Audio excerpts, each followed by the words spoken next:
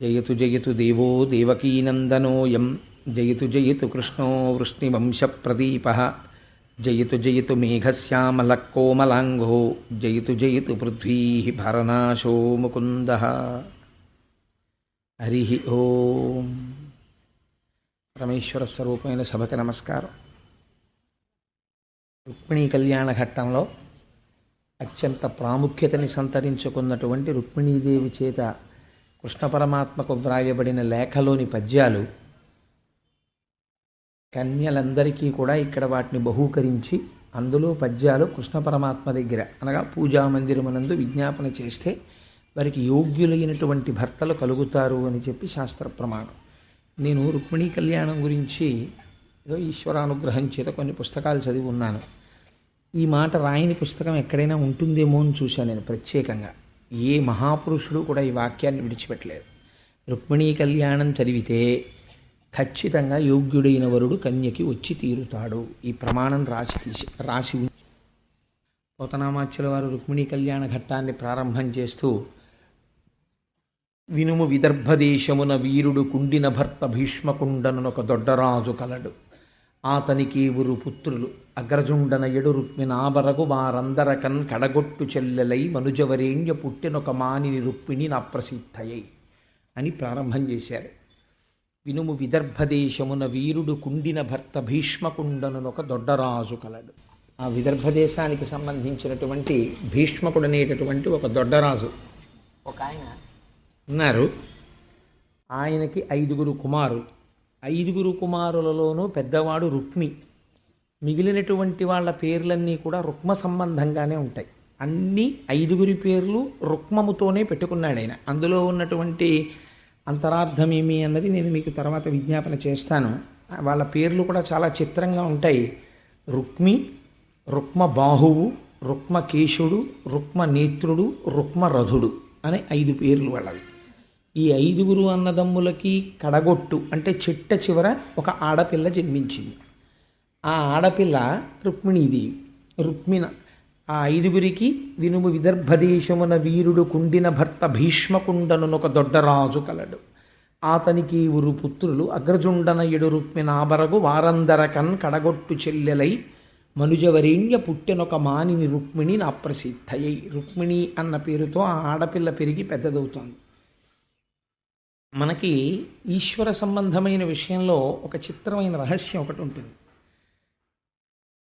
శ్రీరమ సీతగాగ నిజసేవక బృందము వీరవైష్ణవాచార జనంబుగాగ విరజానది గౌతమిగాగ వికుంఠమున్నారయ భద్రశైల శిఖరాగ్రము కాగ వహించు చేతనోత్థారకుడైన విష్ణుడవు దశరథీ కరుణాపయోనిధి అంటారు గోపరాజు గారు.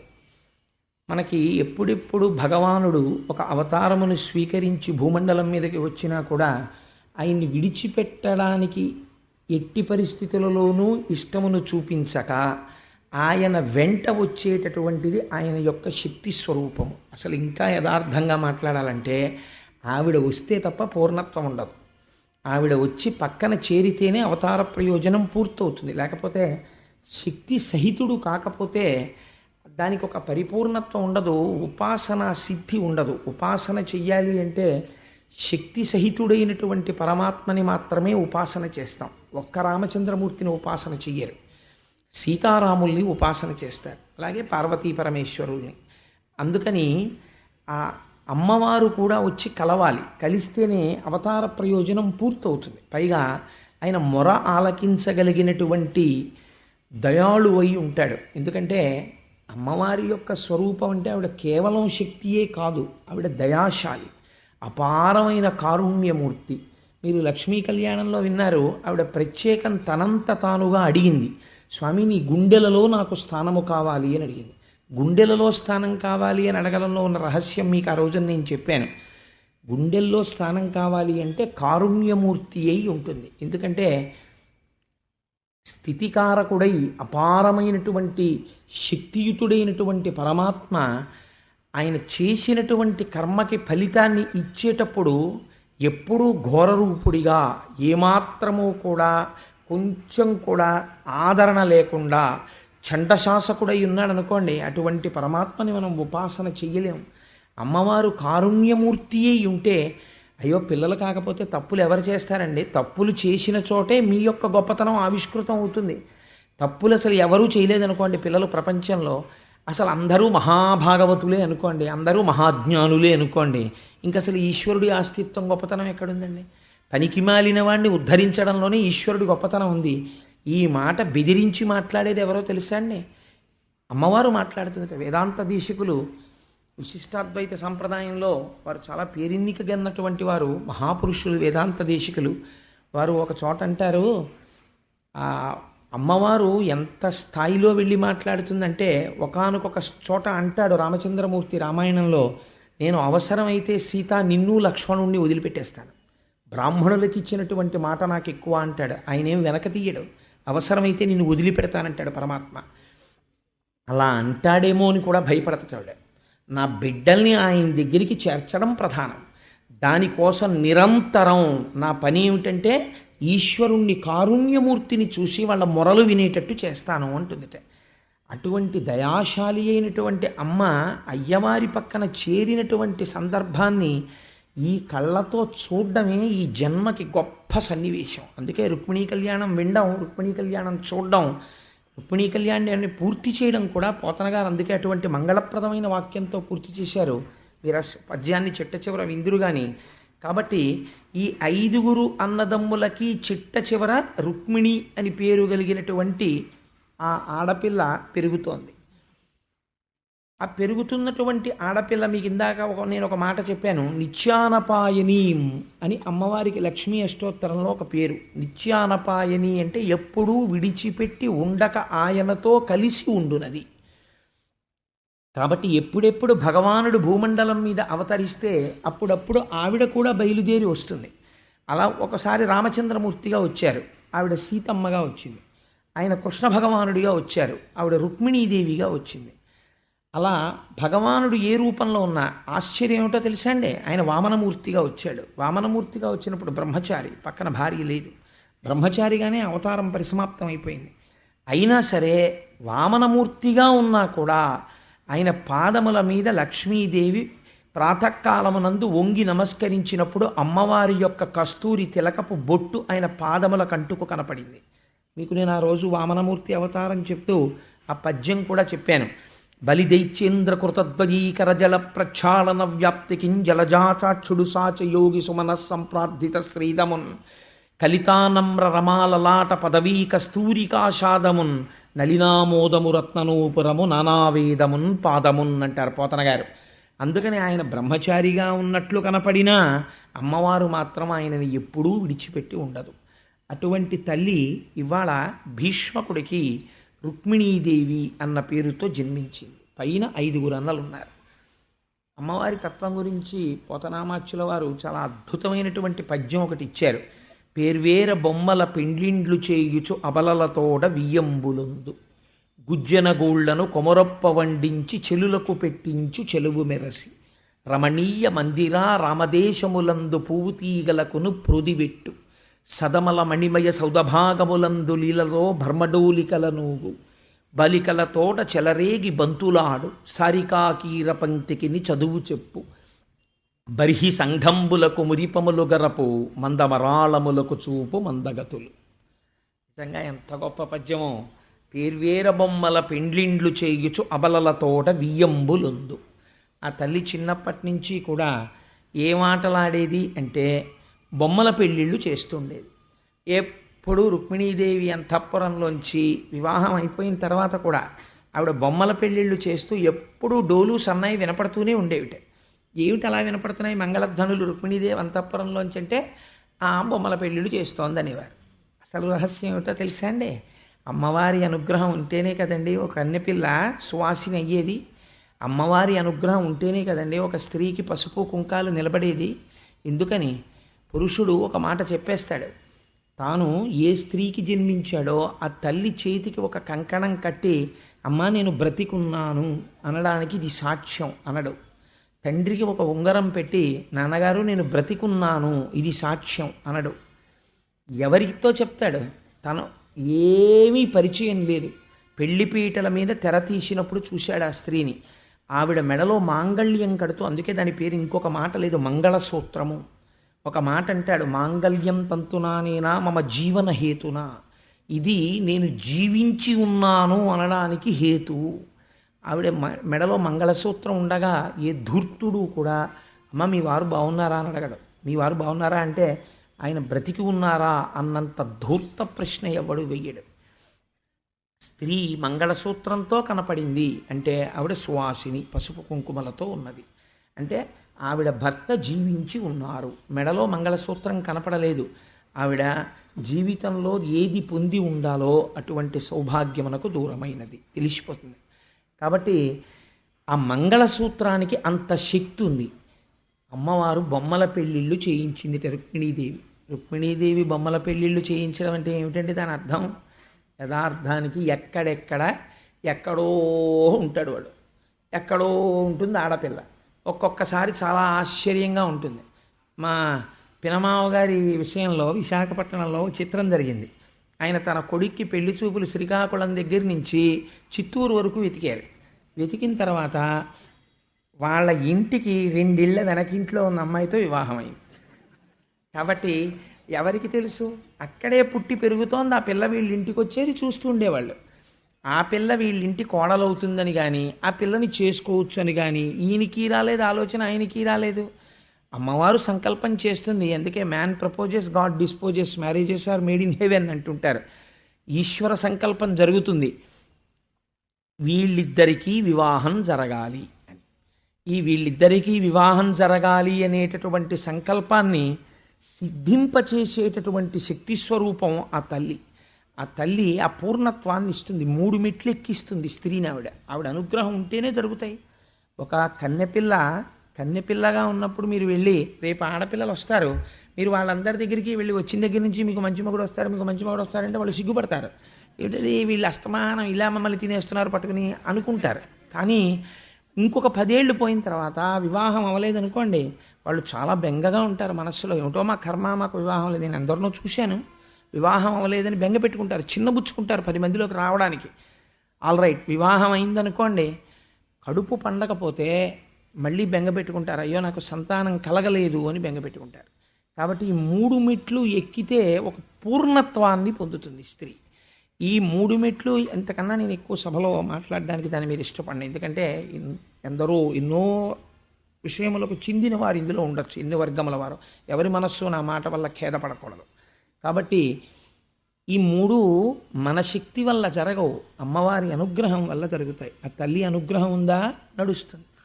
కాబట్టి పేర్వేర బొమ్మల పెండ్లిండ్లు చేయుచు అబలలతోడ వియ్యంబులొందు, గుజ్జనగూళ్లను కొమరొప్ప వండించి చెలులకు పెట్టించు చెలువ మెరసి. ఆవిడ గుజ్జనగూళ్లను వండిస్తూ ఉండేదిట. వండించి అంటే మన ఉండ్రాళ్ళు ఉంటాయి కదా, అలాంటివి వండించి ఆ వచ్చిన వాళ్ళందరికీ బొమ్మల పెళ్ళిళ్ళు చేసి పెడుతూ ఉండేదిట. గుజ్జనగూళ్లను కొమరొప్ప వండించి చెలులకు పెట్టించు చెలువ మెరసి. అసలు ఇందులో ఒక గమ్మత్తుందండి. పూర్వం అంటే ఇప్పుడు లేదనుకోండి, కానీ ఒకానొకప్పుడు మన సంప్రదాయంలో ఏమిటంటే, ఆడపిల్ల పుడితే తండ్రి తప్పకుండా ఒకటి తీసుకొచ్చేవాడు. ఏమిటి అంటే వంటిల్లు అని పూర్వం ఆట వస్తువుల పెట్టె ఒకటి ఉండేది. అందులో చిన్న మూకుడు, ఓ పొయ్యి, ఇంతంత పుల్లలు, ఇంతంత గరిట్లు, పాత్ర సామాను అన్నీ ఉండేవి. పిల్లలు కూడా ఏమడిగేవారంటే, నాన్నగారండి నాకు ఇంటి సామాను కొనిపెట్టరా అని అడిగేవారు. ఏ విజయవాడ కనకదుర్గమ్మ గుడికో వెడితే ఆడపిల్లకి ఇంటి సామాను కొనిస్తే వాళ్ళు ఏం ఆడుకునేవారంటే, 4 ఆడపిల్లలు కలిస్తే 4 తాటాక బొమ్మలు చేసుకుని ఈ టైలర్ల దగ్గర కత్తిరించి వదిలేసిన వస్త్రాలు ఉంటాయి, ముక్కలు, ఆ ముక్కలు తెచ్చుకుని పెట్లలో పెట్టి దాచుకుని చిన్న చిన్న ప్లాస్టిక్ పెట్లలో మా అమ్మాయికి 20 చీరలు ఉన్నాయి అని చెప్పి ఆ చీర అందంగా కట్టి ఆ తాటాకు బొమ్మకు బొట్టు పెట్టి ఆ తాటాకు బొమ్మని ఇలా తిప్పి దాని వెనక నుంచి చక్కగా ఇలా జడల్లి దానికి 2 కనకాంబరం పూలు, చిన్ని పూలు పెట్టి మా అమ్మాయి ఎంత బాగుంటుందో అని అలా పక్కింటి వాళ్ళని చెప్పి వాళ్ళ దగ్గర ఒక ఇల్లు వ్యవహారం ఉండేవి. వాళ్ళ అబ్బాయిని వీళ్ళు పెళ్లి చేసుకున్నట్టు నిన్నను ఇంట్లో చేసిన జంతికలు కొన్ని దాచుకునేవారు. తర్వాత రోజు ఈ బొమ్మల పెళ్ళిళ్ళలో తినడానికి, మా బియ్యాలారు వస్తున్నారు ఇవాళ మా ఇంటికి మా అల్లుడు వస్తున్నాడని చెప్పి తినండి అని చెప్పి ఆ చిన్ని పళ్ళాల్లో జంతిక ముక్కలు వేసి పెడితే వీళ్ళు డాబు చేసేవారు, కొంచెం జంతిక ముక్కలు తినేవారు. ఏదో దెబ్బలాట వచ్చేది, పెద్దవాళ్ళ దగ్గరికి వెళ్ళారు, అలా అలా మీరు కలిసి ఉండాలి, అలా దెబ్బలాడుకోకూడదు, జంతికలు చదువుకోండి అనేవారు పెద్దవారు. కాబట్టి చిన్నతనం నుంచే ఒక అందమైన కుటుంబ వ్యవస్థ, కుటుంబ జీవనం, ఆడపిల్ల అంటే ఇంటినంతటినీ చక్కగా సముదాయించగలిగిన శక్తి, ఒక ఓర్పు, ఒక మాటకి తొందరపడిపోయి తిరిగి 10 మాటలు అనకపోవడం, ఇలాంటి లక్షణాలు సంస్కృతిలో ప్రోధి చేసేవారు. కాబట్టి ఆట యందు కూడా అంత సంస్కారాన్ని నిక్షేపించేవారు. అసలు ఇప్పుడు మీరు ఏ కొట్టుకైనా వెళ్ళి ఇంటి బొమ్మ ఉందా అని అడిగారు అనుకోండి, పిచ్చాన్ని చూసినట్టు చూస్తారు. వీడు ఇంకా ఏ లోకంలో ఉన్నాడు, ఏ కాలంలో ఉన్నాడు, ఇంకా ఇళ్ల బొమ్మలును ఆ పొయ్యిల బొమ్మలు ఇవి ఎవరు ఆడుతున్నారు సార్ ఇంకాను అని అడుగుతారు. ఇప్పుడు అసలు లేవు. అంటే ఇవాళ సంస్కృతి ఇలా నాశనం అయిపోవడానికి కారణం అది. మన ఆటలు ఏది పెట్టినా పనికిమాలిన ఆటలు పెట్టడం మన వాళ్ళకి తెలియదు. మన వాళ్ళు ఏ ఆట ఆడినా ఆట యందు కూడా సంస్కృతి. పిల్లలందరూ కూర్చుంటే పరమపద సోపాన పటము అంతే వాళ్ళు ఆడుకున్నది. అనేక మంది దేవతల్లో తిరుగుతున్నాడు కదా అని చెప్పేసి వాడు ఆ దేవతల్లోనే తిరుగుతున్నాడు అనుకోండి, మధ్యలో ఒక విరాట్ స్వరూపం ఉండేది, వాడు 2 దేవతల వెనకాల ఉండేవాడు, 3 పడలేదనుకోండి, పడకపోతే ఈ దేవతల్ని దాటి వెళ్ళిపోయి మళ్ళీ తిరిగి రావాలి అట్నుంచి. కేవలం దేవతా స్వరూపాన్ని పొందితే అది మోక్షం కాదు. ఎప్పటికీ అంటే ఎంత గొప్ప మాటలు మాట్లాడేవారండి. వాడు ఆఖరికి 2 పడేది, అయితే 3 పడేది, పడితే పరబ్రహ్మం దగ్గరికి వచ్చి ఆగిపోయాడు. అమ్మయ్యా నేను పండిపోయాననేవాడు. పండిపోవడం ఏంటంటే పంటలు వేసుకుంటున్నాం అనేవారు. ఇలా అందరూ వేస్తే వీడు ఒక్కడే ఇలా అంటే వీడు పండిపోయాడనేవారు, వీడిని వదిలేయండి అనేవారు. పండిపోయాడంటే వాడు జ్ఞానసిద్ధి పొందాడు అని. ఆటలో మాటలో సంస్కృతి, ఈశ్వరానుసంబంధము అంత చక్కగా కలిపి నడిపేవారు. ఈశ్వరుణ్ణి పక్కన పెట్టి ఆట కూడా ఉండేది కాదు. ఇవాళ ఏదైనా చెయ్యొచ్చు, ఈశ్వర సంబంధం మాత్రం ఉండదు.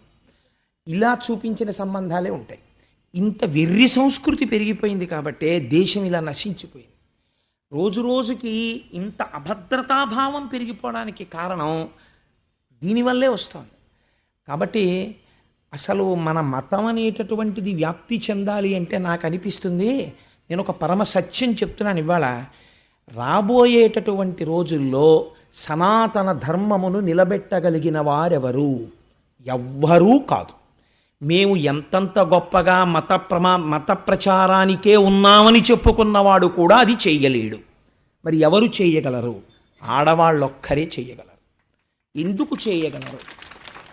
1000 మంది బయట 1000 మాటలు చెప్పనివ్వండి, పిల్లడు నమ్మడు. అమ్మ ఏది చెప్పిందో అది నమ్ముతాడు వాడు. నాన్న వాళ్ళు నీ చేతిలో ఏదో పెడతారు, తీసుకో, నిన్నేదో చదవమంటారు, చదువు, కానీ నీ స్వామిని నువ్వు మర్చిపోకు.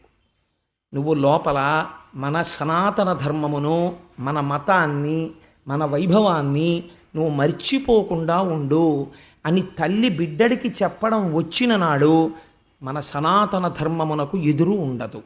దాన్ని నిలబెట్టగలిగినది తల్లి ఒక్కతే. అందుకే మళ్ళీ ఎప్పుడైతే మనం పెళ్లి కాని ఆడపిల్లల్ని, యుక్త వయస్సులో ఉన్న వాళ్ళని, గృహిణుల్ని గౌరవించి వాళ్ళకి మర్యాద ఇచ్చి వాళ్ళ చేత పిల్లలకి చెప్పడం నేర్పిస్తామో అప్పుడు మాత్రమే సనాతన ధర్మం నిలబడగలుగుతుంది. అది నా విశ్వాసం. కాబట్టి ఆవిడ ఆడుకున్నా కూడా రుక్మిణీదేవి ఎంత అందమైన ఆట ఆడిందో చూడండి. గుజ్జనగూళ్లను కొమరొప్ప వండించి చెలులకు పెట్టించు చెలువ మెరసి. తనొక్కత్తి వండుకు తినడం గృహిణికి ఉండవలసిన లక్షణం కాదు. ఆడపిల్ల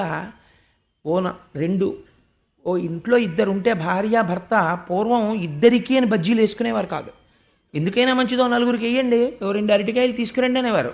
ఎందుకే మన ఇద్దరమే కదా ఉన్నాం, ఒక అరటికాయ తెస్తే 6 అరటికాయ బజ్జీలును 6 అరటికాయ కూర చాలదా అంటే ఎవరైనా వస్తే ఆ టైంకి, అంటే ఎవరైనా వస్తే వాళ్ళకి పెట్టి మనం తినాలి తప్ప వాళ్ళు వచ్చేటప్పటికి వంటింటి తలుపేసేయడం, ఈ బజ్జీలు తీసుకెళ్ళిపోయి ఓ గిన్నెడుగుని పెట్టేయడం, వాళ్ళు ఎప్పుడు వెళ్ళిపోతే అప్పుడు తిందాం అనుకోవడం, ఈ సంస్కృతి ఎక్కడ ఉండాలండి? ఇలా పెట్టడం అన్నది ఇంట్లో ఎలా వస్తుంది? ఆడదాని నుంచి వస్తుంది. ఒరే మనం అలా వండుకోకూడదు నాన్న, గబుక్కున ఎవరైనా రావచ్చు, 4గురం కలిసి తినాలి. తల్లి వండుతోంది అనుకోండి, తల్లి దగ్గర నుంచి కొడుకు వస్తుంది, కొడుకు దగ్గర నుంచి కోడలకి ఎడుతుంది, కోడల దగ్గర నుంచి మనవలకి ఎడుతుంది. గుజ్జనగూళ్లను కొమరొప్ప వండించి చెలులకు పెట్టించు చెలువ మెరసి. ఎప్పుడో రుక్మిణీదేవి వండి పెట్టిందండి నేను పురాణం చెప్పాను అనుకోండి, మీకు నాకు ఏమిటి ఉపయోగం? మీరు అందులో you should draw inspiration for the present days context. ఇవాల్టి రోజు ఉన్న సందర్భానికి, సమాజానికి ఉపయోగపడే స్ఫూర్తిని మీరు పొందగలిగి ఉండాలి. కాబట్టి గుజ్జనగూళ్లను కొమరొప్ప వండించి చెలులకు పెట్టించు చెలువ మెరసి రమణీయ మందిరా రామదేశములందు పువ్వు తీగలకును ప్రోదివెట్టు. ఆ తల్లి ఆడవాళ్ళు చేసేటటువంటి పనులు పరమ సౌకుమార్యంతో కూడుకున్నవై ఉంటాయి. లతలకు తీగలకు చక్కగా పందిరి వేసేదిట. ఇది ఒక గమ్మత్తైనటువంటి లక్షణం. ఎందుచేత అంటే మీరు పందిరి వెయ్యలేదనుకోండి, పందిరి వెయ్యకుండా పాదు పెట్టారనుకోండి, ఆ పాదు నశించిపోతుంది. శ్రద్ధ అన్నది ఎక్కడ కనపడుతుందో తెలుసా అండి?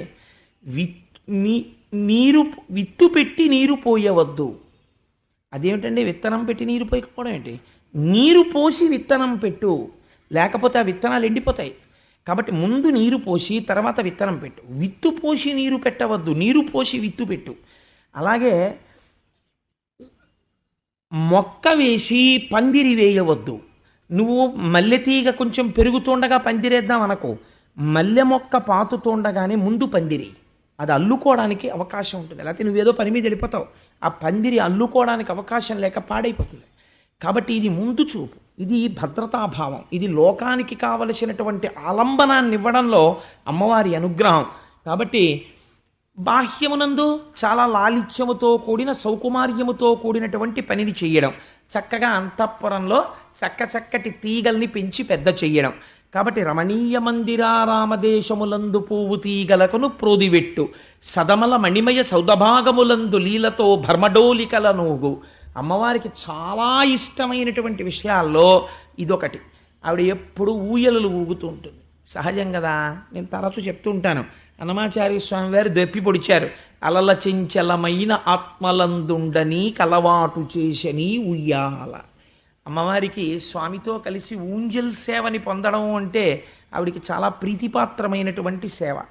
పైగా విశేషించి కన్నెపిల్లలు ఉయ్యాలలు ఊగడం అనేటటువంటిది ఒక చక్కటి సంప్రదాయంగా పూర్వం ఉండేది. అందుకే ఒక ఉండ్రాళ్ల తద్ది వచ్చిందనుకోండి, ఒక అట్ల తద్ది వచ్చిందనుకోండి, పెద్ద పెద్ద చెట్లకి ఉయ్యాలలు వేసేవారు. వేస్తే ఈ ఆడపిల్లలందరూ ఊయలలు ఊగుతూ ఉండేవారు. ఎందుచేత అంటే వాళ్ళకి శరీరానికి ఒక మంచి వ్యాయామం ఉండాలి. ఆ ఊయల ఊగేటప్పుడు పెద్ద పెద్ద ఊగులు ఊగుతూ కాళ్ళు భూమికి తాటించి పైకి లేచి చేతులు ఇలా పట్టుకొని ఇలా వంగిపోయి కాళ్ళు నిటారుగా పెట్టి ఆ ఊగుతూ ఉండడంలో ఒక గొప్ప వ్యాయామం, దృష్టి కేంద్రీకరణ, జారిపోకుండా ఉండడం, ఒక నిలబడగలిగినటువంటి స్థితి, ఇవన్నీ అలవాటయ్యేవి. ఎదర వాళ్ళు ఈ సృష్టిని పెంచవలసి ఉంటుంది. ఆ సృష్టిని పెంచవలసినటువంటి సమయంలో కావలసినటువంటి శరీర దారుఢ్యం అప్పేది, మానసికోల్లాసం పొందేవారు. ఊయల ఊగడంలో ఎంత మనస్సుకు ఆనందమో, ఎంత మనస్సు ఆనందమైతే అంత ఆరోగ్యం మనస్సుకు ఉంటుంది. ఎంత ఆరోగ్యవంతమైన మనస్సు దేహం అంత గొప్ప గర్భాలయం అవుతుంది బిడ్డలకి. కాబట్టి రమణీయ మందిరా రామదేశములందు పువ్వు తీగలకును ప్రోదివెట్టు సదమలమణిమయ సౌదభాగములందు లీలతో భర్మడోలికల నూగు సారికాకీర పంక్తికిని చదువు చెప్పు బర్హి సంఘంబులకు మురిపములు గరపు మందమరాళములకు చూపు మందగతులు. ఆ తల్లి చిలుకలకి పలుకులు నేర్పుతుండేది. ఒక అందమైనటువంటి ప్రక్రియ. ఆ చిలుకల్ని, రామచిలుకల్ని తీసుకొచ్చి వాటికి ఒక మంచి మాటలు నేర్పితే అవి మంచి మాట మాట్లాడతాయి. ఒక చోట ఒక అద్భుతమైనటువంటి మాట చెప్తారు. వెనకటికి ఒక ఆయన 2 చిలుకలు కలిపి అమ్ముతున్నాడు. ఒక చిలక 10,000, ఒక చిలక 10 రూపాయలు. కానీ 2 ఒక్కలా ఉంటాయి. కానీ 2 చిలకల్ని విడివిడిగా అమ్మను, 2 చిలకల్ని కలిపి పుచ్చుకోవాలంటున్నాడు. అందరూ నీ మొహం ఇచ్చా 10 రూపాయల చిలక కొనుక్కుంటాం ఇవ్వమంటే అలా ఇవ్వననేవాడు. ఇవి 2 చిలకలు కూడా తెల్లవారకట్టే మాట్లాడతాయి. ఈ 2 చిలకలు తెల్లవారకట్ట మాట్లాడతాయి, మీరు విందురు కానీ 10,000 10 రూపాయలు ఇస్తే 2 చిలకలు ఇస్తా, 10 రూపాయలకు ఓ చిలకని ఇవ్వను, 10,000కు ఓ చిలకని ఇవ్వను, 2 చిలకలు కొనుక్కోవాలనేవాడు. వీడికి ఏం పిచ్చా వెర్రే అని వెళ్ళిపోతున్నారు. రాజుగారు మారువేషంలో పెడుతున్నాడు. ఇందులో ఏదో గమ్మత్తుండి ఉండాలి అని 2 చిలకలు కొనుక్కున్నాడు. కొనుక్కొని మొట్టమొదటి రోజు 10,000 రూపాయల చిలక, ఇప్పుడు ఎక్కువ పెట్టి కొనుక్కున్న దాని మీద మోజు ఉంటుంది కదండి, దాన్ని అంతఃపురంలో తను పడుకున్న శయనాగారంలో తగిలించుకున్నాడు. ఏమంటుందో చూద్దాం, 10,000 రూపాయలు పెట్టి కొన్నాను కదా అనుకున్నాడు. అనుకుంటే తెల్లవారుజామున రాజు ఇంకా నిద్రలో ఉండగా 3-4 మధ్యలో ఆ చిలక కౌసల్యా సుప్రజా రామ పూర్వా సంధ్యా ప్రవర్తతే అంటోంది అని సుప్రభాతం పాడుతోంది. రాజుకి తెలివచ్చింది. అబ్బా ఎంత బాగా పాడుతోందిరా చిలక అని పరమోల్లాసంతో లేచాడు. ఆ రోజంతా వ్యవహారాలు చాలా బాగా చక్కబెట్టగలిగాడు. ఆ సుప్రభాతంతో లేచాడు. మరునాడు 10 రూపాయల చిలకను తగిలించండి రా అన్నాడు. 10 రూపాయల చిలకను తగిలించారు. అది నీ మొహం ఏడ్చా దుర్మార్గుడా, దున్నపోతులా నిద్రపోతున్నావు అంటోంది. రాజుకి తెలివచ్చింది. మహాగ్రహం పొందాడు. వంది మాగది మొదలైన వాళ్ళ స్తోత్రంతో లేవడం అలవాటు పడినవాడు ఈ దిక్కుమాలిన చిలక దీన్ని తీసుకెళ్ళి పీక కోశాతల పారేయండి, దీన్ని నమ్మిన వాడిని తీసుకురండి అన్నాడు. అంటే ఈయన వెళ్ళి వాళ్ళని తీసుకొచ్చారు. తీసుకొస్తే ఆయన అడిగాడు, నువ్వు ఎందుకు అమ్మేవరా ఈ చిలకని, నాకు అర్థం కాలేదన్నాడు. మహారాజా ఇది తెలియాలని అమ్ముతున్నాను రెండూ కలిపి. ఎందుకో తెలుసా, రెండూ చిలకలే, రెండింటిది ఒకే ఉపాధి, రెండూ చిలుక సంతానమే. ఒక చిలుక చిన్నతనంలో ఒక మహాభాగవతుల యొక్క ఇంటిలో చేరి వాళ్ళ దగ్గర పెరిగింది. వాళ్ళెప్పుడు భగవత్ సంబంధమైన మాటలే పలికారు. ఈ చిలుకకి ఇది వచ్చాయి. ఇంకొక చిలక ఒక భయంకరమైన సంస్కృతి కలిగిన వాడి దగ్గర పెరిగింది. వాడి మాటలే దానికి వచ్చాయి.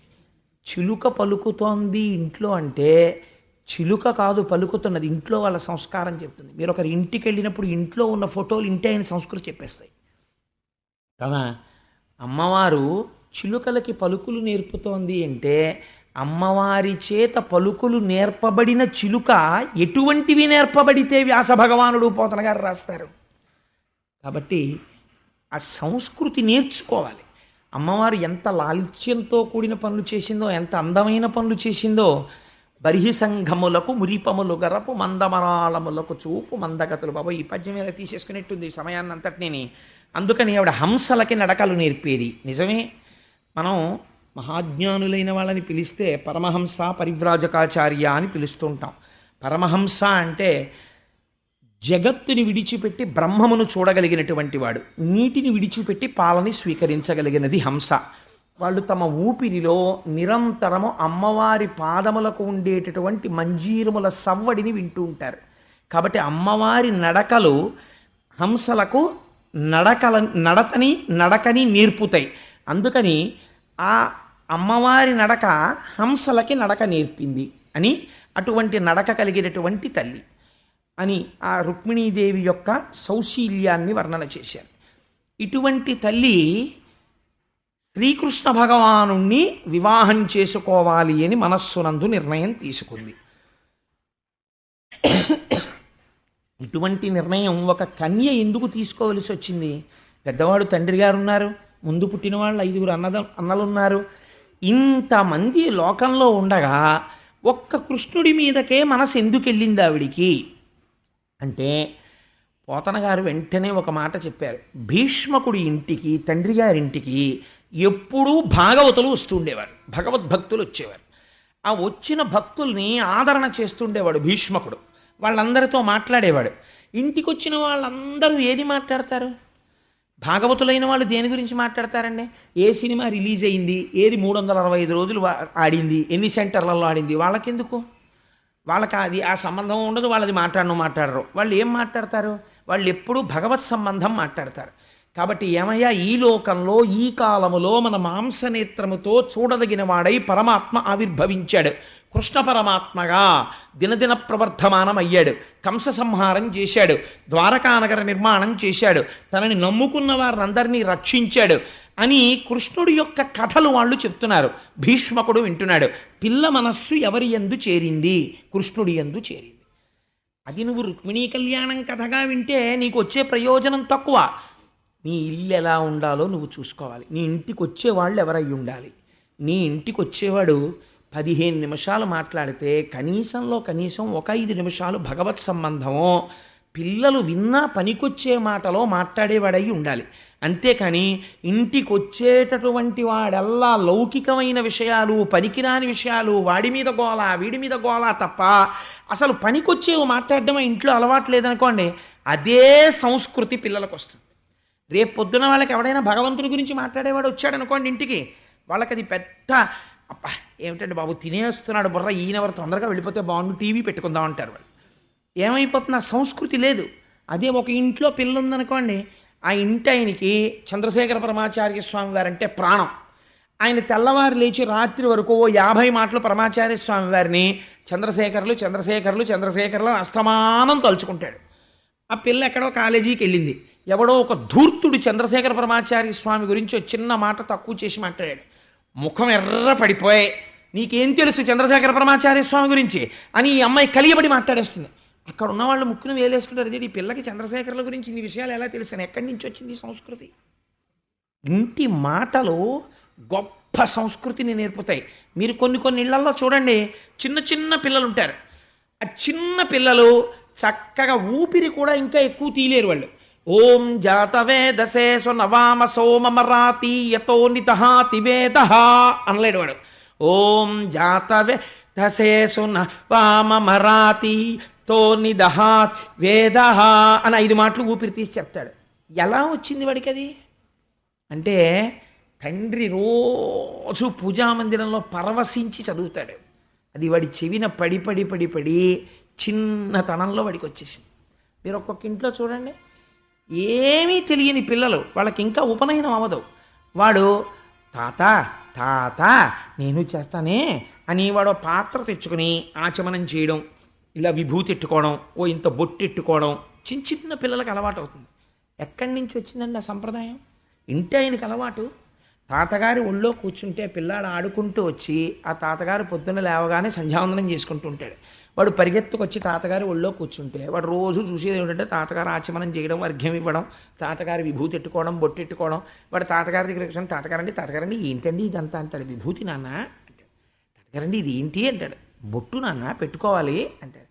తాతగారు చెప్పగా వాడి మనస్సుకు ఎక్కుతుంది. అమ్మని అడుగుతాడు, అమ్మ తాతగారు ఏంటమ్మా పెట్టుకుంటారు, తాతగారులా నువ్వు పెట్టుకోవాలి నాన్న అంటుంది. తాత పెచ్చాడు, నువ్వు పెట్టుకోకదు అనుకోండి తల్లి, పెట్టుకోడు వాడు. నేను అందుకుంటున్నాను తల్లి ఎంత శక్తివంతురాలో.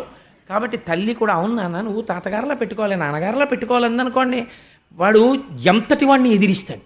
నోరుము నీకేం తెలుసు విభూతి గురించి, నీకేం తెలుసు బొట్టు గురించి, పెట్టుకుంటాం మేము అంతే అంటాడు. కాబట్టి వాడు చక్కగా విభూతి పెట్టుకుని బొట్టు పెట్టుకుని తిరుగుతాడు. ఈ సంప్రదాయం ఎక్కడి నుంచి వస్తుంది? ఇంట్లో వచ్చేటటువంటి మనుష్యులను బట్టి వస్తుంది.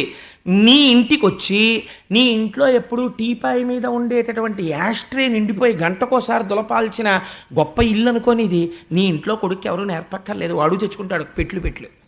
ఈ ఇంటి యాస్ట్రే నిండడం అలవాటైన ఇల్లు తప్ప ఆ ఇంటి ఒక్క కబ్బోర్డ్లో రామాయణం కనపడదు, భాగవతం కనపడదు, భగవద్గీత కనపడదు.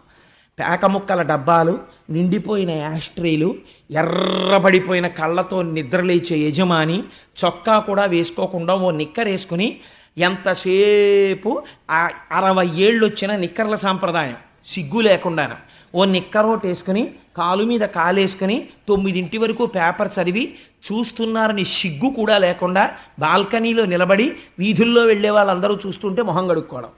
అప్పుడు వీడు బాత్రూంలో 2 నిమిషాల స్నానం, గబగబా బట్టలు వేసుకోవడం, టిఫిన్ తినేయడం అన్నీ 1 నిమిషం. ఒంటికి మాత్రం 70 స్నోలు 80 ఫెయిర్ అండ్ లవ్లీలు. ఎవరిని ఉద్ధరించడానికి? ఇక్కడ ఏది శౌచం, నువ్వు ఎవరిని ఉద్ధరిస్తావు? ఏది సంప్రదాయం, ఏది సంస్కారం? ఎవడి కోసమో చెప్పట్లా, నిన్ను బాగుపడ్డానికి చెప్పమంటోంది శాస్త్రం. కాబట్టి నీ ఇంటికి వచ్చేవాళ్ళని బట్టి నీ పిల్లల పెరుగుదల ఉంటుంది. కాబట్టి ఒకనాడు నువ్వు కూడా యాస్ట్రీలోకి విసిరివేయబడతావు కొడుకు చేత. ఎందుకంటే ఈ సంస్కారం పిల్లాడికి అలవాటు అయిపోతుంది. ఇంటికి వచ్చేవాళ్ళు అలాంటి వాళ్ళు రావాలంటే నువ్వు అలాంటి వాడివైతే అలాంటి వాళ్ళు వస్తారు, లేకపోతే ఎందుకు వస్తారు వాళ్ళు?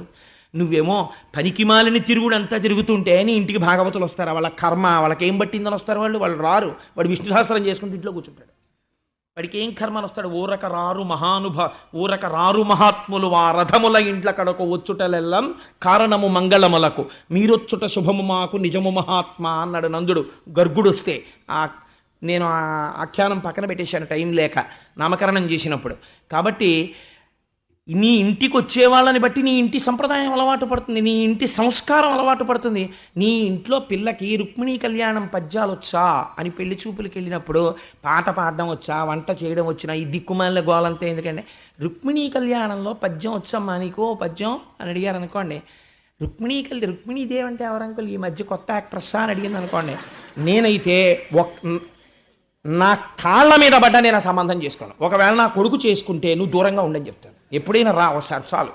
అలా నేనే సంబంధాలు వదిలేస్తానన్నాం. ఎప్పుడైనా రండి చాలు గెస్ట్ యాక్టర్గా, మీరు నాతో కలిసి లేదా నా కోడలను అలా మార్చాక రా మా ఇంటికి. తప్ప రుక్మిణీదేవి కొత్త యాక్టర్ ఏమో అన్న కోడలతో నేను చదువుకోలేను, కష్టం అని చెప్తాను. కాబట్టి రుక్మిణీ కళ్యాణంలో పద్యం రాని కోడలు ఏమిటండి? అదో నాన్ సెన్స్, అది బరువు దేశానికి. రుక్మిణీ కళ్యాణంలో పద్యం రావక్కర్రా ఆడపిల్లకి.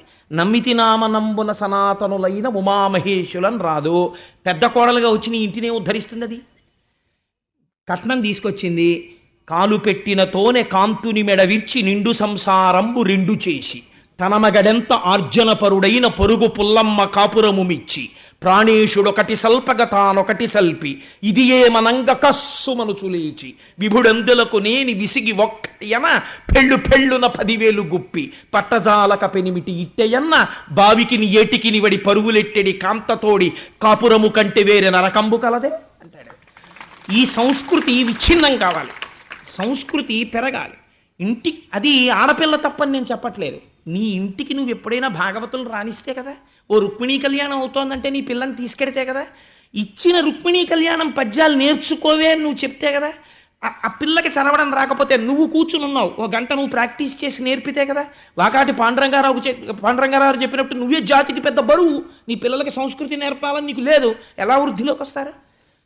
ఎంత గొప్పగా ఆవిష్కరించారో చూడండి. పోతన గారికి లాలిత్యంగా మాట్లాడడం వచ్చు, నాకు కఠినంగా మాట్లాడడం వచ్చు.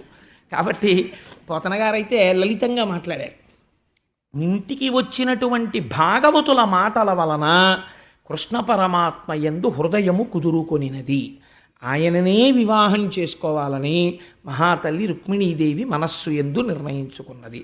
అలా నిర్ణయించుకోవచ్చా కన్య అంటే, ఇప్పుడిప్పుడు లోకంలో వస్తున్నటువంటి మాట మీరు అప్పటి సంప్రదాయానికి వాడితే నేను ఒప్పుకోను. నేను ఒక రోజున చెప్పాను, ఈరోజు ప్రేమిస్తున్నామన్న మాట తప్పు మాట. ప్రేమిస్తున్నాం కాదు, కామిస్తున్నాం అనాలి. మభ్యపుచ్చడానికి ప్రేమిస్తున్నాం అంటున్నారు. ప్రేమ లేదది, అది కామము, అది కేవలము కామము. లేకపోతే అంత డిజాస్ట్రస్గా అంత ప్రమాదకరంగా ఉండదు పరిస్థితి. ప్రేమ త్యాగాన్ని కోరుతుంది తప్ప ఇలా పిచ్చ వేషాలు వెర్రి వేషాలు ఉండవు ప్రేమ పేరుతో. అది ప్రేమ కాదు, కామం. కానీ మేము కామించుకుంటున్నాం అని చెప్పడానికి సిగ్గుపడి వాడు ఒక తప్పు మాట అక్కడ తీసుకొచ్చి పెట్టాడు. నిప్పు చేత్తో పట్టుకుని నీరు పట్టుకున్నాను అంటే ఎంత అబద్ధమో, నేను ప్రేమిస్తున్నాను అని చెప్పడం కామిస్తూ ఉండడం అంత అబద్ధం. వాడు కామిస్తున్నాడు, ప్రేమిస్తున్నానని చెప్తున్నాడు. అది శాస్త్రమునందు నేనైతే అంగీకరించను. అది దోషభూయిష్టమైనటువంటి మాట. ఒక చోట వాడవలసిన మాట ఇంకో చోట వాడి సమాజాన్ని భ్రష్టు పట్టించారంతే. కాబట్టి ధీరా కులవతి కన్యా. ధీరా అంటే ఆవిడ ధైర్యము కలిగినదై, పరబ్రహ్మతత్వము తెలుసున్నదై, ఇతపూర్వము ఏ పురుషుడికి తన హృదయములో స్థానం ఇయ్యనదై, కులవతి అయి, ఆచారము సంప్రదాయము తెలుసున్నదై, కేవల కామముతో ఎవడో పురుషుణ్ణి పొందేద్దామన్న ప్రయత్నం ఉన్నది కానిదై, కన్యా. ఇతపూర్వము వేరొక పురుషుడు మనసులో కూడా నిలబడనటువంటి స్వరూపము కలిగినటువంటిదై, ఈనాడు ప్రతిబంధకములు వస్తుంటే వాటిని కాదని తనంత తాను యోగ్యత కలిగిన బుద్ధితో, పరిపక్వమైన బుద్ధితో, విన్నదాని చేత, చదివిన దాని చేత, అనుష్ఠాన బలము చేత ప్రతిబంధకములను తొలగించుకొని తన భర్తని తానిన్నుకున్నటువంటి స్త్రీగా రుక్మిణీదేవి నిలబడి ఉన్నది. ఆ స్థాయిని అమ్మవారు పొందినది. ఎందుకు అలా పొందుతుంది, ఎందుకు ఆ కథ అలా వెడుతుంది, మీకు నేను దాన్ని సరి అయినటువంటి పద్యం వచ్చినప్పుడు చెప్తాను. ఇప్పుడు తల్లి బంధువులందరూ కృష్ణునకు బాలిక నిత్తుమటంచు సేముషీ సింధువులై విచారముల్చే జగవారల నడ్డు పెట్టి దుస్సంధుడు రుక్మి కృష్ణునెడ చాలా విరోధము చేసి మత్త పుష్పంధియవేడి నిత్తు శిశుపాలన కంచు తలంచనందుడై. విశ్వనాథ సత్యనారాయణ గారు అన్నారు, ఇలాంటి పద్యం పోతన గారు తప్ప ప్రపంచంలో ఇంకోటి రాయడు అన్నారు. ఈ పద్యం చదవగానే చెప్పచ్చు ఇది పోతన గారు రచించారని అన్నాడు. ఎంత గొప్ప మాట చూడండి. మత్త పుష్పంధియవేణి నిత్తు శిశుపాలున కంచు తలంచే అంధుడై. నల్లటి తుమ్మెదలు ఎలా ఉంటాయో అటువంటి జుట్టు కలిగినటువంటి రుక్మిణీదేవిని అంధుడై, కళ్ళు లేనివాడై, పెద్దన్నగారైనటువంటి రుక్మి శిశుపాలునకి ఇస్తానంటున్నాడు. అమ్మవారి జుట్టుకి రుక్మికి ఏమిటి ఆ నలుపుకి సంబంధం అంటే, అంధత్వం చీకటి నలుపుని చూపిస్తుంది. అమ్మవారి జుట్టు నల్లగా ఉంటుంది. అమ్మవారి జుట్టుకి ఒక లక్షణం ఉంది, అమ్మవారి జుట్టు నలుపు. కానీ నల్లని అమ్మవారి కబరీబంధాన్ని మీరు ధ్యానం చేశారనుకోండి, వచ్చే ఫలితం ఏమిటో తెలుసా అండి? ధునోతుద్ధాంతం నస్తులిత దళితేంది వరవనం అన్నారు శంకర భగవత్పాదులు సౌందర్యలహరిలో మొదట అభయం ఇస్తూ మాట్లాడారు. ధునోతుద్ధాంతం, ఎగిరిపోతోంది నీ అజ్ఞానం అన్నారు. అదేమిటి, నల్లగా ఉన్నటువంటి కేశపాశాన్ని ధ్యానం చేస్తే ఉన్న అజ్ఞానం ఎలా పోతుంది అంటే, ధ్యానం చేసి చూడు నీకు తెలుస్తుంది, అది నోటితో చెప్పేది కాదు. అందుచేత ఇన్ని రోజులు కలిసి తోబుట్టువై రోజు చూస్తున్నా, రుక్మిణీదేవి కేశపాశమును గమనిస్తున్నా, అమ్మవారి యొక్క స్వరూపమును, ఆవిడ భక్తిని, ఆవిడకున్న ధీరత్వాన్ని, ఆవిడ మనస్సు ఎవరి యందుందో తెలుసుకోలేని మూఢుడు, అజ్ఞానము చేత కళ్ళు మూసుకుపోయినవాడు కాదు అంధుడు రుక్మి. అందుచేత శిశుపాలునకిస్తానన్నాడు. శిశుపాలుడెవరు? చేదిరాజు. చేదిరాజు అంటే చైజ్యుడు. అమ్మవారు వాణ్ణి పేరు కూడా పెట్టి పిలవదు, చైజ్యుడు అధమాధముండు అంటుంది ఆవిడ. కాబట్టి ఇప్పుడు ఆ శిశుపాలుడికి ఇచ్చి వివాహం చేస్తానని రుక్మి నిర్ణయం చేశాడు. ఆ శిశుపాలుడు రుక్మిణీదేవిని పెళ్లి చేసుకోవడం కోసమని తరలి కన్యాదాత గారి ఇంటికి కూడా వచ్చేసాడు. ఆ రోజుల్లో కొద్దిగా కొన్నాళ్ళు సమయం పట్టేది, ఎందుకంటే ఏదో 10 రోజుల పెళ్ళిళ్ళు 12 రోజుల పెళ్ళిళ్ళు ఇలా చేస్తుండేవారు. ఇంకా అమ్మవారిని పెళ్లి కూతుర్ని చెయ్యాలి. ఆ శిశుపాలుడు తాను పెళ్లి కొడుకు అయిపోతున్నాడని మహాసంతోషంగా ఉన్నాడు. వాడితో వచ్చిన వాళ్ళు ఎవరు? జరాసంధుడు మొదలైన వాళ్ళందరూ వచ్చారు. అంటే వాడు ఎంత గొప్పవాడో మీరు ఆలోచించవచ్చు. Tell me your friends, I will tell you what you are. నీ స్నేహితులు ఎవరో నాకు చెప్పు, నువ్వెవరో నేను చెప్పేస్తాను అంటారు. అలాంటి వాళ్ళందరితో కలిసి ఆ శిశుపాలుడు వచ్చాడు. వస్తే ఇప్పుడు తల్లి ఏం చెయ్యాలి, ఎలా ఇప్పుడు వివాహం జరగడం కృష్ణ పరమాత్మతో? కాబట్టి ఆవిడ అగ్నిద్యోతనుడు అనబడేటటువంటి ఒక బ్రాహ్మణుణ్ణి ఆశ్రయించి, ఆ పేర్లు పెట్టడంలో ఉందండి రుక్మిణీ కళ్యాణంలో గొప్పతనం అంతా. ఆయన పేరు అగ్నిద్యోతనుడు. ఆయన్ని పిలిచి ఒక మాట అంది, మహానుభావ, నేను శ్రీకృష్ణ పరమాత్మని వివాహం చేసుకోవాలని అనుకున్నాను, కానీ నా అన్నగారైనటువంటి రుక్మి నన్ను తీసుకుని వెళ్ళి శిశుపాలుడికి ఇచ్చి వివాహం చెయ్యాలి అని అనుకుంటున్నాడు. అందుచేత మీరు నేను రాసినటువంటి ఈ లేఖని పట్టుకుని వెళ్ళి ద్వారకా నగరంలో ఉన్నటువంటి కృష్ణ పరమాత్మకి అందించి నన్ను కృతార్థురాల్ని చేయవలసింది అని అడిగింది. వెంటనే అగ్నిజ్యోతనుడు ఆ లేఖని పట్టుకుని ద్వారకా నగరాన్ని చేరుకున్నాడు. చేరుకున్న తర్వాత కృష్ణ పరమాత్మ అగ్నిజ్యోతనుడు వచ్చాడు అని తెలుసుకున్నారు. చిత్రం ఏమిటో తెలుసా అండి? అగ్నిజ్యోతనుడు ఎక్కడి నుంచి వచ్చాడో తెలుసున్న వాళ్ళ కృష్ణుడు ప్రవర్తించలేదు. మొట్టమొదట అసలు మీరెవరని అడగలేదు. బ్రాహ్మణుడు వచ్చాడు, ఆయన తేజస్సు చెప్పేస్తోంది. ఆయనకి అర్ఘ్యపాద్యాదులు ఇచ్చి ఆయన స్నానం చేశాక ఆయనకి మధురాన్నములతో భోజనం పెట్టి ఆయన కూర్చున్న తర్వాత ఆయన పాద సంవాహనం చేస్తూ కాళ్ళొత్తుతూ, అయ్యా మీరు ఏ దేశమునకు చెందినవారు, మీరు తృప్తి కలిగి జీవిస్తున్నారా? బ్రాహ్మణుడకు ఉండవలసినటువంటి మొట్టమొదటి లక్షణం తృప్తితో జీవించుట. ఈశ్వరుడు తనకి ఏదిచ్చినా ఇది ఈశ్వరుడి చేత కృప చేయబడినది అని నమ్మి తృప్తితో వెళ్ళిపోయిన వాడు ఎవడుంటాడో వాడికి బ్రాహ్మణుడని పేరు. ఆ తృప్తి లేకపోతే వాడిని బ్రాహ్మణుడు అని పిలవడానికి సంకోచించవలసినది అని దేవీ భాగవతంలో వ్యాసప్రోక్తం. నా సొంతంగా చెప్పట్లేదు. ఎందుకంటే యతీనాం భూషణం జ్ఞానం సంతోషోహి ద్విజన్మనాం ఉద్యమం శత్రుహననం భూషణం భూతిమిచ్చతాం అని వ్యాసుడు అంటాడు. అక్కడ చూడండి, యతీనాం భూషణం జ్ఞానం, యతి పురుషులము అని చెప్పుకున్న వాళ్ళకు ఉండవలసింది ఏమిటి అంటే, మిగిలినవన్నీ ఎన్నున్నాయి పక్కన పెట్టండి, అస్తమానం మిగిలిన వాటి గురించి మాట్లాడిన వాడు యతి పురుషుడు కాదు. జ్ఞానము భూషణముగా ఉండాలి, వారు జ్ఞానముతో ఉండాలి, 10 మందిని జ్ఞానములోకి తీసుకెళ్ళాలి. యతీనాం భూషణం జ్ఞానం సంతోషోహి ద్విజన్మనాం. ద్విజుడు అంటే బ్రాహ్మణుడు. ద్విజుడైనటువంటి బ్రాహ్మణుడు సంతోషోహి, దొరికిన దానితో సంతోషంగా ఉండాలి, మనస్సు ఎప్పుడు ఉత్సాహంగా ఉండాలి. ఈశ్వరుడు నన్ను వెన్నంటి ఉండగా నాకేం లోటనగలగాలి. సంతోషోహి ద్విజన్మనాం ఉద్యమం శత్రుహననం. శత్రువు ఇంతటి వాడు అనేటప్పటికీ పారిపోయిన వాడిని క్షత్రియుడు అనరు. శత్రువు అనేటప్పటికీ చంపడానికి పరిగెత్తినటువంటి వాడిని క్షత్రియుడు అంటారు. ఉద్యమం శత్రుహననం భూషణం భూతిమిచ్చతాం. ఇవి ఈ 3 రకములైనటువంటి వాళ్ళకి పైకి కనపడనటువంటి భూషణములు అని చెప్పాడు వ్యాసుడు. ఇదే ప్రశ్న రుక్మిణీ కళ్యాణంలో కృష్ణ పరమాత్మ అగ్నిజ్యోతనుణ్ణి అడుగుతున్నారు. దొరికిన దానితో తృప్తి పడగలిగినటువంటి బ్రాహ్మణుణ్ణి నేను పాద సంవాహనం చేస్తాను, ఆయన కాళ్ళు నేను పడతాను, ఆయన పాద ధూళిని నా శిరస్సును ధరిస్తాను. మీరు అటువంటి స్థితిలో ఉన్నారా అని అడిగి, మీరు ఏ దేశం నుంచి వచ్చారు, మీ ప్రభు ఎవరు ఆయన జాగ్రత్తగా పరిపాలన చేస్తున్నాడు. ఆ ప్రజలని కన్నబిడ్డలలా చూసే ప్రభు ఎవరో అటువంటి ప్రభు అంటే నాకు ఇష్టం అన్నారు.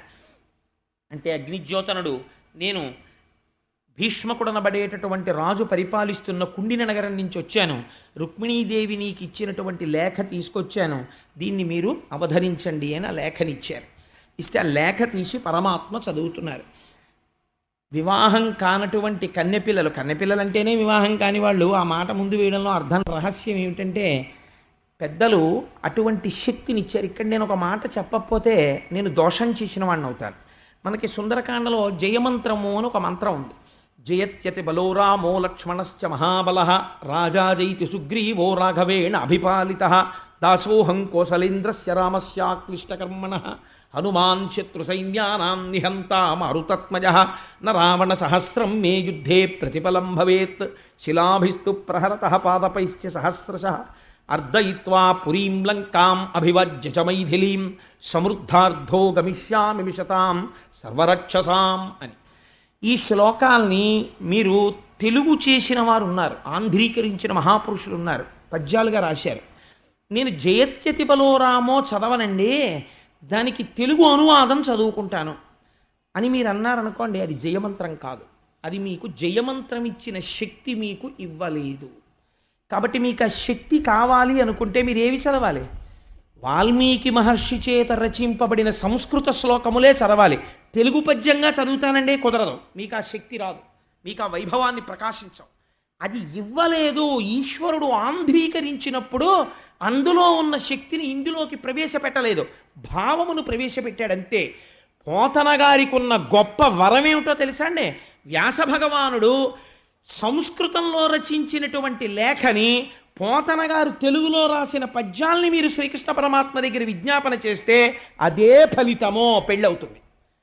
ఈ గొప్పతనం మా పోతన గారి ఆంధ్రీకరించి భాగవతంలో రుక్మిణీ కళ్యాణ ఘట్టంతో సహా సంస్కృతానికి ఎంత గొప్పతనం ఉందో అంత గొప్పతనాన్ని తెలుగుకి తెచ్చిన మహాపురుషుడు పోతన గారు. ఇవాళ తెలుగు గడ్డ మీద పోతన గారికి ఉండవలసినంత స్థాయి ఇవాళ లేని. కాబట్టి పనికి మాలిన విగ్రహాలు ఎన్నో ఉంటాయి, కానీ అసలు పోతన గారి విగ్రహం ఎక్కడా ఉండదు. అదొక దురదృష్టమైనటువంటి విశేషం. కాబట్టి ఎంత గొప్పగా ఆంధ్రీకరించారో చూడండి. ఆ లేఖ తీసి చదువుతున్నారు. చదువుతున్నప్పుడు కృష్ణ పరమాత్మ చూశారు. ధన్యున్ లోకమలోభిరాముకుల విద్యారూప తారుణ్య సౌజన్య శ్రీ బలదామ శౌర్య కరుణా సంశోభితున్ నిన్నే కన్యల్ కోరరు కోరదే మునురమా కాంతాలలామంబు రాజన్యానేకవ సింహ నావలననే జన్మించనే మోహముల్. ఎంత గొప్పగా అడిగిందో చూడండి. ఆ తల్లి అడిగేటప్పుడు ఏదో మొహమాటంగా ఇదేంటి అంటే లోపల ఉన్నటువంటి ధృతి, తాను తప్పు చెయ్యనప్పుడు, తాను చేస్తున్నది యథార్థం అనుకున్నప్పుడు అది ఆవిష్కరణలో బయటకు వస్తుంది. ఆవిడ ఎంత గొప్పగా రాసిందో చూడండి. ధన్యున్ లోకమనోభిరాము కుల విద్యారూప తారుణ్య సౌజన్య శ్రీ బలదాన శౌర్య కరుణా సంశోభితు. ఏమయ్యా, ఏమిటి రుక్మిణీదేవి ఉత్తరం రాసింది నీకు ఇచ్చింది అనేటప్పటికీ ఆడపిల్ల నాకు ఉత్తరం రాయడమా అని మనసులో ఒక రకమైనటువంటి అభిప్రాయం ఏర్పాటు చేసుకుని ఈ ఉత్తరం చదువుతున్నావా? ఎందుకు రాయకూడదు? నువ్వు ధన్యున్ లోకమనోభిరాము, నువ్వు ధన్యుడవు, 10 మందిని ధన్యుణ్ణి చేస్తావు. లోకమనోభిరాము, లోకమంతటికి ఆనందాన్ని చేకూరుస్తావు తప్ప ఒళ్ళు కొవ్వెక్కి కామించి నేను ప్రేమిస్తున్నానని లేదావిడ. లోకమనోభిరామ విద్యా రూప తారుణ్య సౌజన్య శ్రీ బల దాన శౌర్య కరుణ సంశోభితం. ఈ మాటలు చెప్పడంలో ఈ నామం ఇవన్నీ విశేషణాలు తీసుకెడితే ఏమవుతుందో తెలుసా అండి? భగవన్. భగవన్ అంటే భ గ వా, ఐశ్వర్యము బలము, జ్ఞానము శక్తి, వీర్యము తేజస్సు, షాడ్గుణ్య పరిపూర్ణుడు, కళ్యాణగుణ సహితుడు, హేయగుణ రహితుడు భగవానుడు. కాబట్టి ఇప్పుడు ఆవిడ భగవంతుని యొక్క గుణములను ఆవిష్కరిస్తోంది. ఆవిడ కామించిందా, మోక్షం అడుగుతోందా? అంటే శ్రీ బలదాన శౌర్య కరుణా సంశోభితున్ నిన్నే కన్యల్ కోరరు. అందుకే రుక్మిణీ కళ్యాణం చేస్తే సర్వస్య శరణాగతి చేసినట్టు. కోట్ల జన్మల తర్వాత అదృష్టం వస్తుంది రుక్మిణీ కళ్యాణం పీటల మీద కూర్చోవడం. ఆ అదృష్టం దొరికిందంటే అది ఎక్కడో సుకృతం ఉంటే కూర్చుంటాడు. కేవలం పెళ్లి కోసం కూర్చోరు. నేను ఈ మాట ముందు చెప్తే గోపాలకృష్ణ గారికి ఇబ్బంది వస్తుందని ఆప్ చేశాను. కాబట్టి శ్రీ బలదాన శౌర్య కరుణా సంశోభితున్ నిన్నే కన్యల్ కోరరు కోరదేములు రమాకాంతాలలామంబు రాజన్యానేకవ సింహ నావలననే జన్మించనే మోహములు. ఏమయ్యా, నిన్ను మొట్టమొదటి జ్ఞాపకం తెచ్చుకో. ఆ శ్రీ మహాలక్ష్మి కోరుకోలా? ఆనాడు క్షీరసాగరంలోంచి ఇలా బయటికి రాగానే ఒక్కసారి చూసి కటికవాడొకడు అని చెప్పి మిగిలిన వాళ్ళెవ్వరూ నాకు అక్కర్లేదు, ఇదిగో శంఖ చక్రములను ధరించినవాడు, చతుర్భుజుండు, పీతాంబరుండు, లోకములన్నింటినీ రక్షించేవాడు, విడంబరం చేయనివాడు, ఇటువంటి మహాత్ముణ్ణి నేను భర్తగా చేసుకుంటానని మా అందరికీ ఆదర్శం ఎవరు? లక్ష్మీదేవి నిన్ను కోరి కోరి ఆ రోజు పెళ్లి చేసుకోవాలా? కొరదేమును రమాకాంతాలలామంబు రాజన్యానేకవ సింహ నవలననే జన్మించనే మోహముల్. నేనే మొట్టమొదట ఇలా మోహంతో రాశాను ఉత్తరం అనుకుంటున్నావా? ఆనాడు లక్ష్మీదేవి నిన్ను వరించలా? అంటే ఇప్పుడు రుక్మిణీదేవి ఏ స్థాయిలో మాట్లాడుతోంది?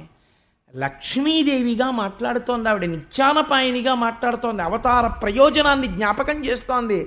అయ్యా, నేను నీ పక్కన స్థానాన్ని కోరుకుంటున్నాను, నేను నీ వలన మోక్షమును కోరుకుంటున్నాను తప్ప నేను కోరుకుంటున్నది కేవలము కామోపభోగమై ఒక పురుషుణ్ణి ప్రేమించడాన్ని నేను కోరుకోవట్లేదు అని ఆ తల్లి వ్రతముల్ దేవగురు ద్విజన్మభుత సేవల్దాన ధర్మాదులన్ గత జన్మంబుల ఈశ్వరున్ హరిజగత్ కళ్యాణు కాంక్షించి చేసి తినేనిన్ వసుదేవనందనుడు నా చిత్తేశుడయుగాక నిర్జుతులైపోదురుగాక సంగరములో చేదీశ ముఖ్యాధముల్.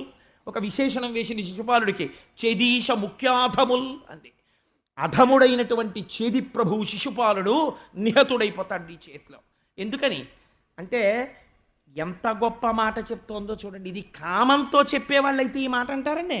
వ్రతముల్ దేవ గురు ద్విజన్మ బుధ సేవల్ దానధర్మాదులన్ గత జన్మంబుల ఈశ్వరున్ హరిజగత్ కళ్యాణు కాంక్షించి చేసి తినేనిన్.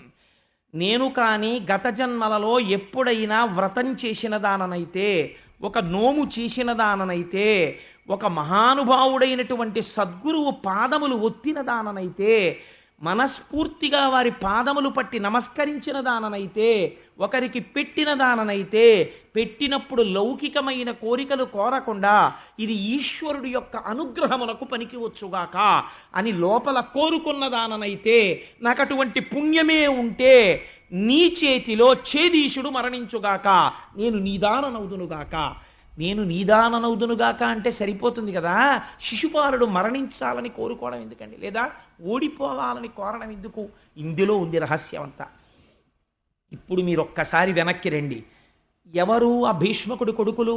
5. 5 పేర్లు ఏమిటి? రుక్మి, రుక్మబాహువు, రుక్మకేశుడు, రుక్మరథుడు, రుక్మనేత్రుడు, రుక్మిణి.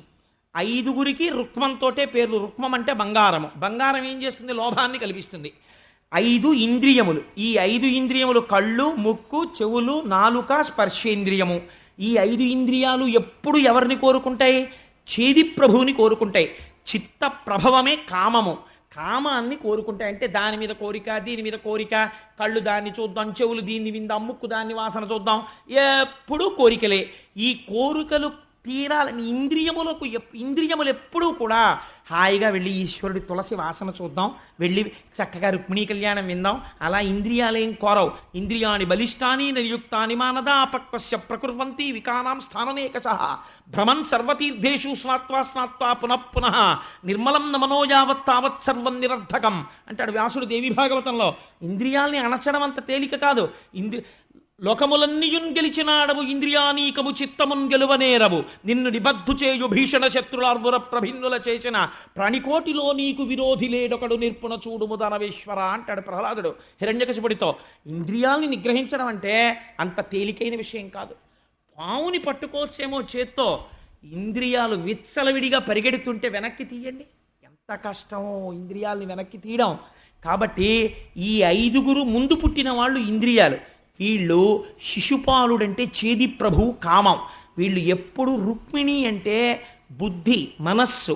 ఈ మనస్సు వాళ్ళు చెప్పిన మాట విని కామముతో ఇంద్రియములతో అనుభవించాలని కోరుకుంటారు. ఈవిడేం చేస్తోంది? కృష్ణుడు కావాలనుకుంటోంది. కృష్ణుణ్ణి పొందుదామని లోపల కోరిక ఉన్నా పొందకుండా అడ్డుపడుతున్నవేవి? ఇంద్రియాలు అడ్డుపడుతుంటాయి. ఇంద్రియాలని గెలవలేకపోతున్నారు.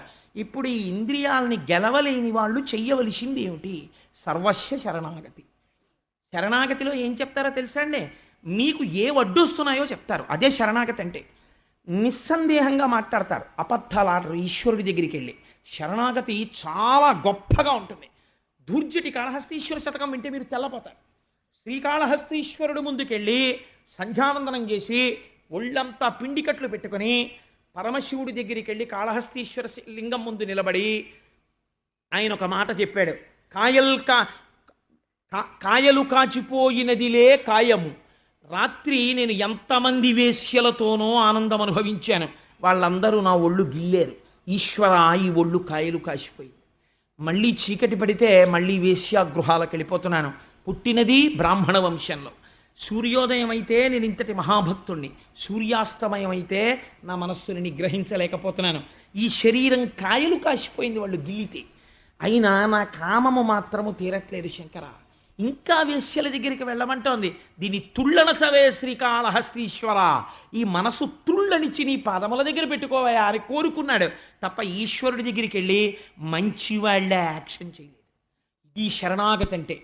శరణం తరుణేందు శేఖర శరణం మే గిరిరాజ కన్యక శరణం పునరేవతా ఉభౌ శరణం నాణ్యతుపైమి దైవతం అజ్ఞానినా మయా దోషాన శేషాన్ విహితాన్ హరే క్షమస్వత్వం క్షమస్వత్వం శేషశైల శిఖామణి.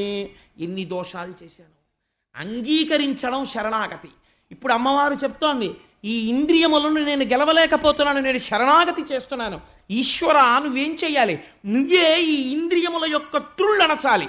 నువ్వే వచ్చి నన్ను తీసుకెళ్ళాలి, నన్ను నిదానను చేసుకోవాలి. నేను నిదానను కాలేను, ఈ ఇంద్రియాలు అడ్డుపడుతున్నాయి. ఇవి ముందున్న 5 రుక్మ సంబంధమైనటువంటి నామం ఉన్న వాళ్ళు అడ్డుపడ్డమంటే. కాబట్టి ఏమవుతోంది? ఈ మాట చెప్పి అంకిలి చెప్పలేదు చతురంగ బలంబులతోడ నెల్లియో పంకజనాభ శిశుపాల జరాసుతులం జయించి నా వంకకు వచ్చి భవదీయ శౌర్యమే అంకువ చేసి కృష్ణ పురుషోత్తమ చెకుని పొమ్ము వచ్చేదన్. నా రాక్షస వివాహమునం కొనిపోవు నన్ను. ఎలా తీసుకెళ్లాలో తెలుసా? అంకిలి చెప్పలేదు చతురంగ బలంబులతోడ నెల్లియో పంకజనాభ. నువ్వు చతురంగ బలాలతో రావాలి. ఈశ్వర సంబంధమైనటువంటి గుణాలు నాయందు ప్రవేశపెట్టాలి. నేను పెట్టుకోలేకపోతున్నాను. నువ్వే నా దగ్గరికి రావాలి, నువ్వే ప్రవేశపెట్టాలి, నన్ను ధన్యురాల్ని చెయ్యాలి. చేసి నాకున్నటువంటి అరిషడ్వర్గములను అణచాలి, ఇంద్రియ లౌల్యమును తగ్గించాలి, తగ్గించి నన్ను నీదాన్ని చేసుకోవాలి.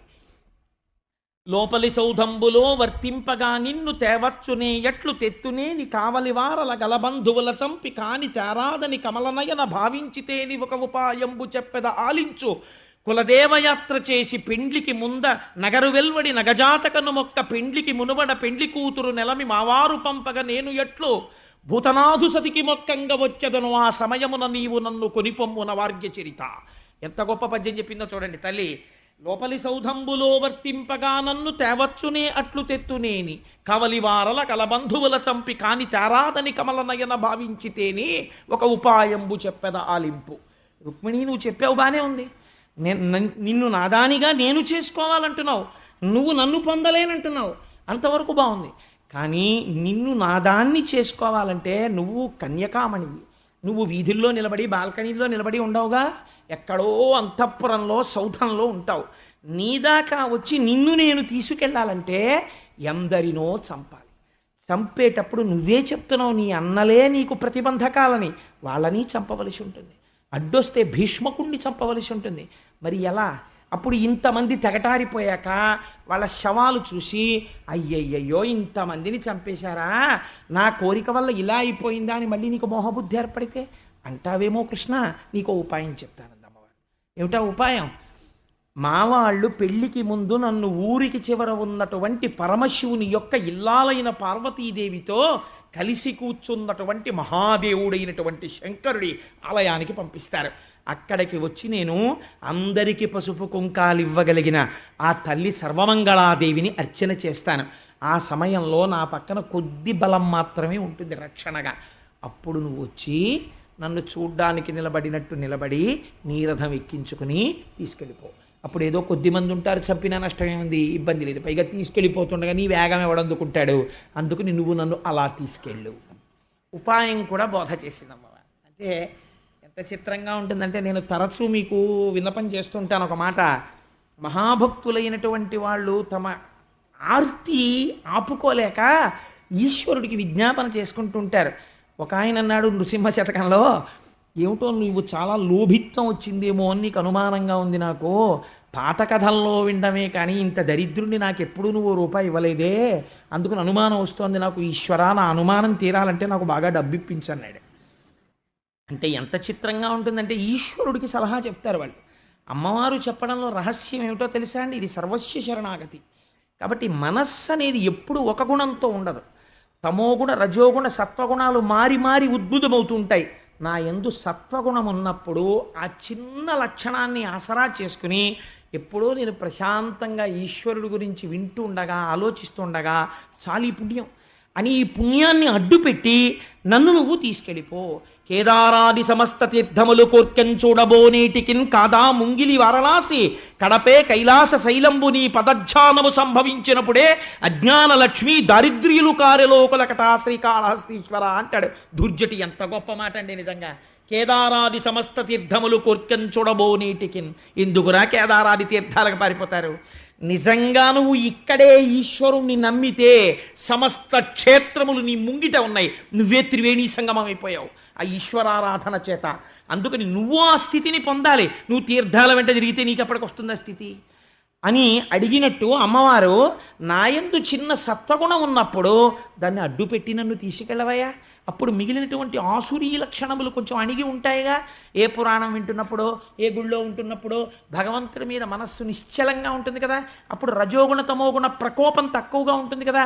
అప్పుడు నన్ను అమాంతం తీసుకెళ్ళిపో అని తల్లి ఆ శరణాగతిలో ఈశ్వరుణ్ణి తొందరగా చేరుకోవాలన్న తాపత్రయంలో తనకి ఉండిపోయిన చిన్న మంచితనం ఏదో దాన్ని అడ్డుపెట్టి దానితో తీసుకెళ్ళమని ఈశ్వరుణ్ణి ఆరాధన చేసి విజ్ఞాపన చేసుకుంటోంది. నిన్న మీకు చెప్పాను, శ్రీశైలేషు భజింతునో యభవు కాంచీనాథు సేవింతునో కాశీవల్లభు కల్వబోధన మహాకాళేషు పూజింతునో నా శీలం వణువైన మేరువణుచున్ రక్షింపవే నీ కృపా శ్రీ శృంగార విలాస హసములచే శ్రీకాళహస్తీశ్వర అంటాడు దుర్జటి.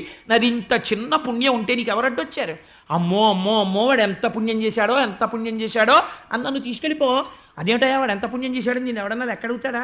ఎవ్వడికి తెలియదు. అమ్మో అమ్మో అమ్మో ఎంత పుణ్యాత్ముడో అను అంటే, ఓహో ఆయన ఏదో చేసేలా ఉంది, ఈయనకి తెలియకపోతే ఎవరికి తెలుస్తుంది అనుకుంటారు, పట్టుకుపో అంటాడు. అలా రుక్మిణీదేవి ఎంత గంభీరమైన మాట చెప్పిందో చూడండి. ఇప్పుడు అలాంటి పుణ్యం ఏముంది నీకు మనస్సులో? ఎప్పుడైనా అసలు నా గురించి ఏమైనా నీకు అలాంటి భక్తి ఉందా? ఉంటే పోనీ నేను అలాంటి పుణ్యం అడ్డు పెట్టుకుని వస్తాను. అలాంటిది నీకేముందో కోరిక నాకు చెప్పు అంటాడేమోనని, ప్రాణేశ నీ మంచు భాషలు వినలేని కర్ణరంధ్రంబుల కలిమియేల భువనమోహన నిన్ను పొడగానగానేని చక్షురింద్రియముల సత్వమేల నిరజాతనయన నీవనమాలికా గంధమబ్బలేని ఘాణమేల దైత నీయధరామృతం బానగాలేని ఈ జన్మకు చరితార్థమేల పురుషరత్నమ నిన్ను భోగింపగా లేని తనులతవలని సౌందర్యమేల నీరజాతనయన నీవనమాలిక గంధమబ్బలేని ఘాణమేల ధన్యచరిత నీకు దాస్యంబు చేయని జన్మమేల వేయి జన్మములకు. ఇది నాకున్న అర్హత అన్నాడు. ప్రాణేశ నీ మంజు భాషలు వినలేని కర్ణరంధ్రంబుల కలిమియేల. నేను నాకున్న పుణ్యం ఏమిటో తెలుసా? నేనేం చేశానని అడక్కు, నాకు ఎలా ఉండాలనుకుంటున్నానో విను. ఇది నాకున్న పుణ్యం ఏమిటో తెలుసా? ప్రాణేశ, ప్రాణమునకు ఈశ్వరుడా, ప్రాణసమానుడా, నాకున్న కోరిక నీ గురించి వినలేని, నీ మాటలు వినలేని ఈ చెవులు ఉంటే ఎంత, ఊడిపోతే ఎంత. శిశుపాలుడు నీ గురించి మాట్లాడ్డావు, నీకు శత్రువు, నాకందుకు నాయన భర్తృత్వం అక్కర్లేదు. నిన్ను చూడ్డానికి పనికిరాని ఈ కళ్ళు ఉంటే ఎంత, ఊడిపోతే ఎంత, నాకు నిన్ను చూడాలని ఉంటుంది ఎప్పుడు. కాబట్టి దైత నీయధరామృతం బానగాలేని జింహకు పలరుచి సిద్ధియేలా, నాకు ఎప్పుడూ కూడా నీ అధరామృత పానం చెయ్యాలని ఉంటుంది. అంటే ఏమంటే మరి అందరికీ అలా ఎలా కుదురుతుందండి అని మీరు నన్ను అడగచ్చు. ఈశ్వరుడికి మీరు ఏది తిన్నా నివేదన చేసి తింటే అది మీ ఈశ్వరుడికి ఉచ్చిష్టమే కదండి. అప్పుడు మీరు అధరామృత పానం చేయట్లేదు. కాబట్టి ఏది తిన్నా నేను తింటున్నానని కాకుండా ఇది ఈశ్వరానుగ్రహంగా తింటున్నానని ప్రసాద బుద్ధితో తినడం దైత నీయధరామృతం బాలగాలేని జిహ్మకు పలరుచి సిద్ధియేలా పురుషరత్నమ నిన్ను భోగింపగాలేని తనులత వలని సౌందర్యమేలా. నీ భోగమందనటువంటి ఈ తనులత వలని సౌందర్యమేలా. నీ భోగమందనం అంటే ఈశ్వరుడు యొక్క సేవ చేయనటువంటి శరీరం. మీరు చూడండి, ఒక పల్లకీ సేవ జరుగుతుంటుంది. ఒక పల్లకీ సేవ జరుగుతుంటే ఆర్తి ఉండాలి, నా మూపురం మీద ఈశ్వరుణ్ణి వహించాలి నేను అని. మీరు చేశారా చెయ్యలేదా ఈశ్వరుడు చూడండి. మీరు చెయ్యాలన్న ఆర్తి చూసి ఆయన ఎక్కువ మార్కులు వేస్తాడు. పసుపు కొమ్ములు దంపాలని ఆర్తి పడిపోయి లైన్లోకి వెళ్ళి నిలబడి ఇంతమంది దంపడం కుదరదమ్మా వెళ్ళి కూర్చోండి అంటే అయ్యో నాకు దక్కలేదే అని మనస్సులోనే ఆ పసుపు కొమ్ములు దంపుకున్న స్త్రీ ఉందే ఆవిడికి ఎక్కువ మార్కులు పడతాయి. రుక్మిణీ కళ్యాణం చెప్తున్నవాడు అలా చెప్పకపోతే వాడు అబద్ధాలు చెప్తున్నట్టు. రుక్మిణీదేవి చెప్తోంది ఈ మాట. ఏమని చెప్తోంది? పురుషరత్నమ నిన్ను భోగింపగాలేని తలులత వల్లది సౌందర్యమేల నీరజాతనయన నీవనమాలిక గంధమబ్బలేని ఘ్రాణమేల. ఇంద్రియాలు ఇలా ఉండాలని ఈవిడు కోరుకుంటోంది, ఇంద్రియాలు చైజ్యుడికి లొంగి ఉండాలని రుక్మి కోరుకుంటున్నాడు. ఇది తేడా. కాబట్టి నాకేం కోరికుంది? నిరంతరము నిన్ను గాఢాలింగనం చేసుకుని నీ మెడలో ఉన్నటువంటి వనమాల వాసన చూడాలని నాకు కోరిక. ధన్యచరిత నీకు దాస్యంబు చేయని జన్మమేలవే ఈ జన్మములకు.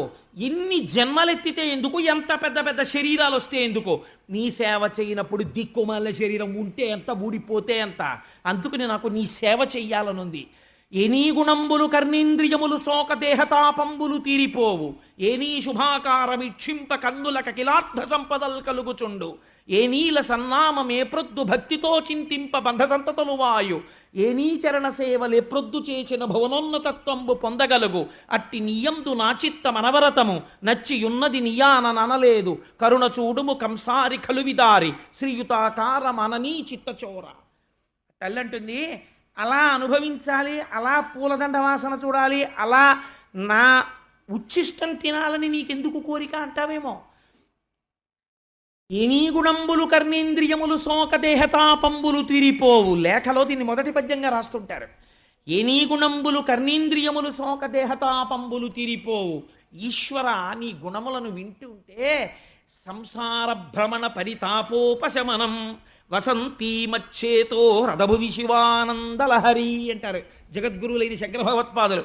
ఈశ్వరుడి కథలు వింటుంటే సంసారములో తిరిగి తిరిగి తిరిగి తిరిగి ఏర్పడినటువంటి తాపము ఉపశాంతి పొంది మనస్సు చల్లపడి హాయిగా ఉంటుంది.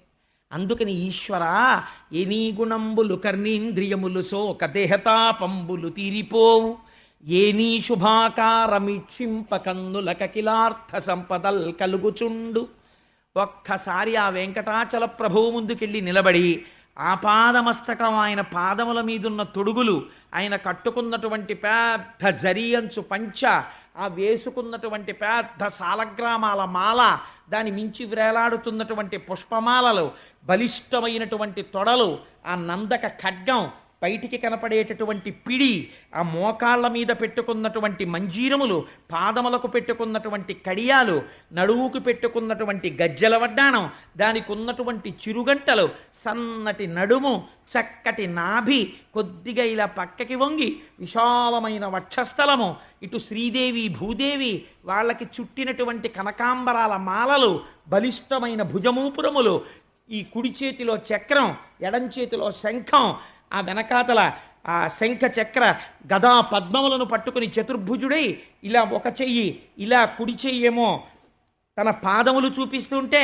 ఎడం చెయ్యి నడుం మీద పెట్టుకుంటే ఎవరు నా పాదములు నమ్ముతున్నారో వాళ్ళకి సంసారము నడుం వరకే వస్తుందని సంకేతిస్తుంటే, చక్కగా 3 మడతలు పడినటువంటి కంభుకంఠుడై ఆ కంఠం, ఓ చిన్ని గడ్డం, దానికి గంధపు ముద్ద, చిన్ని పెదివి, సున్నా చుట్టినట్టు నోరు, దాని మీద సంపంగి మొగ్గ లాంటి ముక్కు, ఇంతంత ఊర్ధ్వపుండ్రాలు, దాని మీద వజ్ర వైఢూర్య మరకత మాణిక్యములతో రూపొందింపబడినటువంటి పెద్ద కిరీటం, దాని మించి ఇలా భుజముల మించి వ్రేలాడుతున్నటువంటి తోమాల, ఆ స్వామిని ఆపాదమస్తకం ఒక్కసారి ఇలా చూసి ఇలా తిరిగి వెళ్ళాలని మర్చిపోయి తోసేస్తుంటే, నడవండి నడవండి అంటుంటే ఒక పక్క తోసేస్తున్నా పక్కవాడి మీద పడతానులే కింద పండని ఇలా ఇలా పడిపోతూ గోవింద గోవింద గోవింద గోవింద అని చూడ్డంలో నా కన్నులు ఎంత ఆనందం పొందుతున్నాయి స్వామి.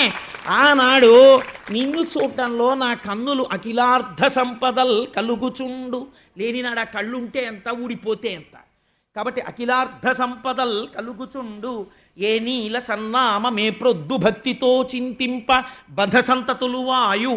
ఏనాడు నీ నామాన్ని నేను ప్రేమతో పిలుస్తున్నానో ఆనాడు ఒక్కసారి రామా అని పిలిచినంత మాత్రం చేత అగ్నిబీజ అమృత బీజ అనుసంధానము కావడం చేత నాలో ఉన్న పాపరాశిని దగ్ధము చేయగలిగినటువంటి నీ నామమును ప్రేమగా పిలిస్తే సంసార పాశములు తెగిపోయి పునరావృత్తి రహిత శాశ్వత శివ సాయుధ్య స్థితిని ఇయ్యగలిగినటువంటి నీ నామాన్ని పలకగలిగిన నాడు నా నోరు ఆనాడు అది వైభవాన్ని పొందుతోంది. కాబట్టి ఏ నీల సన్నామమే ప్రొద్దు భక్తితో చింతింప బంధ సంతతులు వాయు. పైకి చెప్పాలని కూడా అనలేదావిడ, లోపల చింతిస్తే చాలయ్యా. ఏ నీ చరణ సేవలే ప్రొద్దు చేసి నభవనోన్నతత్వంబు పొందకలుగు. ఎంత గొప్ప మాట వేసేశారండి పోతన గారు. ఎవడికి కావాలండి భువనోన్నతత్వం? ఇంద్రబలం ఎవడికి కావాలి? మొన్నటి రోజున చతుర్ముఖ బ్రహ్మగారు వచ్చి అడిగాడు, ఎవడికి కావాలయా? అహోభాగ్యం అహోభాగ్యం నందగోప ప్రజౌకసాం యన్మిత్రం పరమానందం పూర్ణం బ్రహ్మ సనాతనం. సనాతనమైన పరబ్రహ్మము గోపాలబాలులతో కలిసి ఆడుకుంటోంది. ఎలా బ్రహ్మపదంబు వేదములకున్ వీక్షింపగారాని నిన్ని లోకంబున ఈ వనాంతరమునంది మందలో కృష్ణయం చాలాపాది సమస్త భావములు నీయందే నిక్షేపించు. ఈ వ్రేలం దొక్కని పాదరేణువులపై వేష్టించిన చాలదే అన్నాడు. నాకు అక్కర్లా బ్రహ్మ పదవి, ఒక గోపాల బాలుడి కాళ్లకున్నటువంటి ధూళి తీసి నా కిరీటాల మీద వేసుకుంటాను, నాకు అవకాశం ఇచ్చాలన్నాడు. అందుకని ఐశ్వర్యమా ఈశ్వరుడా అంటే ఐశ్వర్యం నిన్ను అడ్డగలదా? ఐశ్వర్యం నిన్ను రక్షించగలదా? తల్లి గర్భము నుండి ధనము తేడెవ్వడు వెళ్ళిపోయడినాడు వెంటరాదు. లక్షాధికారైన లవణమన్నమే కాని మెరుగు బంగారంబు మింగబోడు. విత్తమార్జన చేసి విర్రవీగుటె కాని కూడపెట్టిన సొమ్ము కుడువలేడు. పుందుగా మరుగైన భూమి లోపల పెట్టి దాన ధర్మము లేక దాచి దాచి తుదకు దొంగలకిత్తురో దొరలకవునో. తేనె జుంటీగలియవా తెరువరులకు భూషణ వికాస శ్రీధర్మపుర నివాస దుష్ట సంహార నరసింహ దురిత దూర అంటాడు నృసింహకర్త. కాబట్టి పెట్టగలిగినటువంటి ఔదార్యం కావాలి ఈశ్వరా నాకు అని అమ్మవారు అంటోంది. ఏ నీ చరణ సేవలే ప్రొద్దు చేసిన భువనోన్నతత్వంబు పొందగలగు. అట్టి నెయ్యందు నా చిత్త మనవరతము నచ్చియున్నది నీయాననలేదు. కరుణ చూడుము కంసారి కలవిదారి శ్రీయుతాకార మానినీ చిత్తచోరా. రాసలీలలో విన్నారు కదా, ఆడవాళ్ల హృదయాల్ని దొంగిలించడం అంటే ఏమిటో. పతిం విశ్వస్యాత్మేశ్వరగుం శాశ్వతగుం శివమచ్యుతం నారాయణం మహాజ్ఞేయం విశ్వాత్మానం పరాయణం. ఆయనే తెలుసుకోబడుతున్నవాడు, మొత్తం అందరూ స్త్రీలే. పొందబడుతున్నవాడు ఆయన ఒక్కడే, ఆయనే పతి. మిగిలిన వాళ్ళందరూ ఆధ్యాత్మికత యందు సతులే. కాబట్టి ఈశ్వర నిన్ను చేరుకోవాలని నేను కోరుకుంటున్నాను.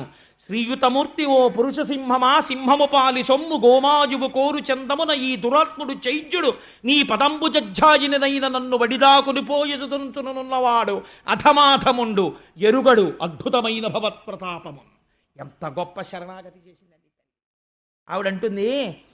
శ్రీయుతమూర్తి ఓ పురుష సింహమా, నువ్వు పురుష సింహానివి. గోమాయువు కోరు చందమున, సింహము తినవలసినటువంటి పదార్థాన్ని ఒక నక్క తిందామనుకుంటే సింహం ఎలా చీల్చేస్తుందో అలా నీకు చెందవలసిన నన్ను శిశుపాలుడు పెళ్లి చేసుకోవాలనుకుంటున్నాడు. కాబట్టి అధమాధముండు, వాడెవరు నన్ను వివాహం చేసుకోవడానికి? కాబట్టి ఈశ్వర నువ్వు వచ్చి నీ ప్రతాపం ఏమిటో చూపించాలి, ఆ శిశుపాలుణ్ణి పరిమార్చాలి, నన్ను నువ్వు చేపట్టాలి. ఇది నా ప్రార్థన అంటే, రుక్మిణి ఏ మూడ్లో రాశావో ఇంత మంచి పద్యాలు రాసేసావు, కానీ ఒకవేళ నేను రాకపోతే ఏం చేస్తావు? నీ రాశావు బాగానే ఉంది, ఒకవేళ నేను రాను. అలా రానండి తప్పు, అలా ఆడపిల్ల ఉత్తరం రాయడం ఏమిటి అన్నా, ఏం చేస్తావు అంటావేమో. ఘనుల ఆత్మీయతమో నివృత్తి కొరకై గౌరీషు మర్యాద యవ్వని పాదాంబుజతోయమందుమును గన్వంచింతురో అట్టి నీ అనుకంపన్ విలసింపలేని వ్రతచర్యన్ వంద జన్మంబులన్ నిన్నే చింతించుచు ప్రాణముల్ విడచదన్ నికంబు ప్రాణేశ్వర. ఇది ధృతి అమ్మవారి. ఆవిడంది ఘనుల ఆత్మీయతమో నివృత్తి కొరకై గౌరీషు మర్యాద యవ్వని పాదాంబుజతోయమందుమును గన్వంచింతురో.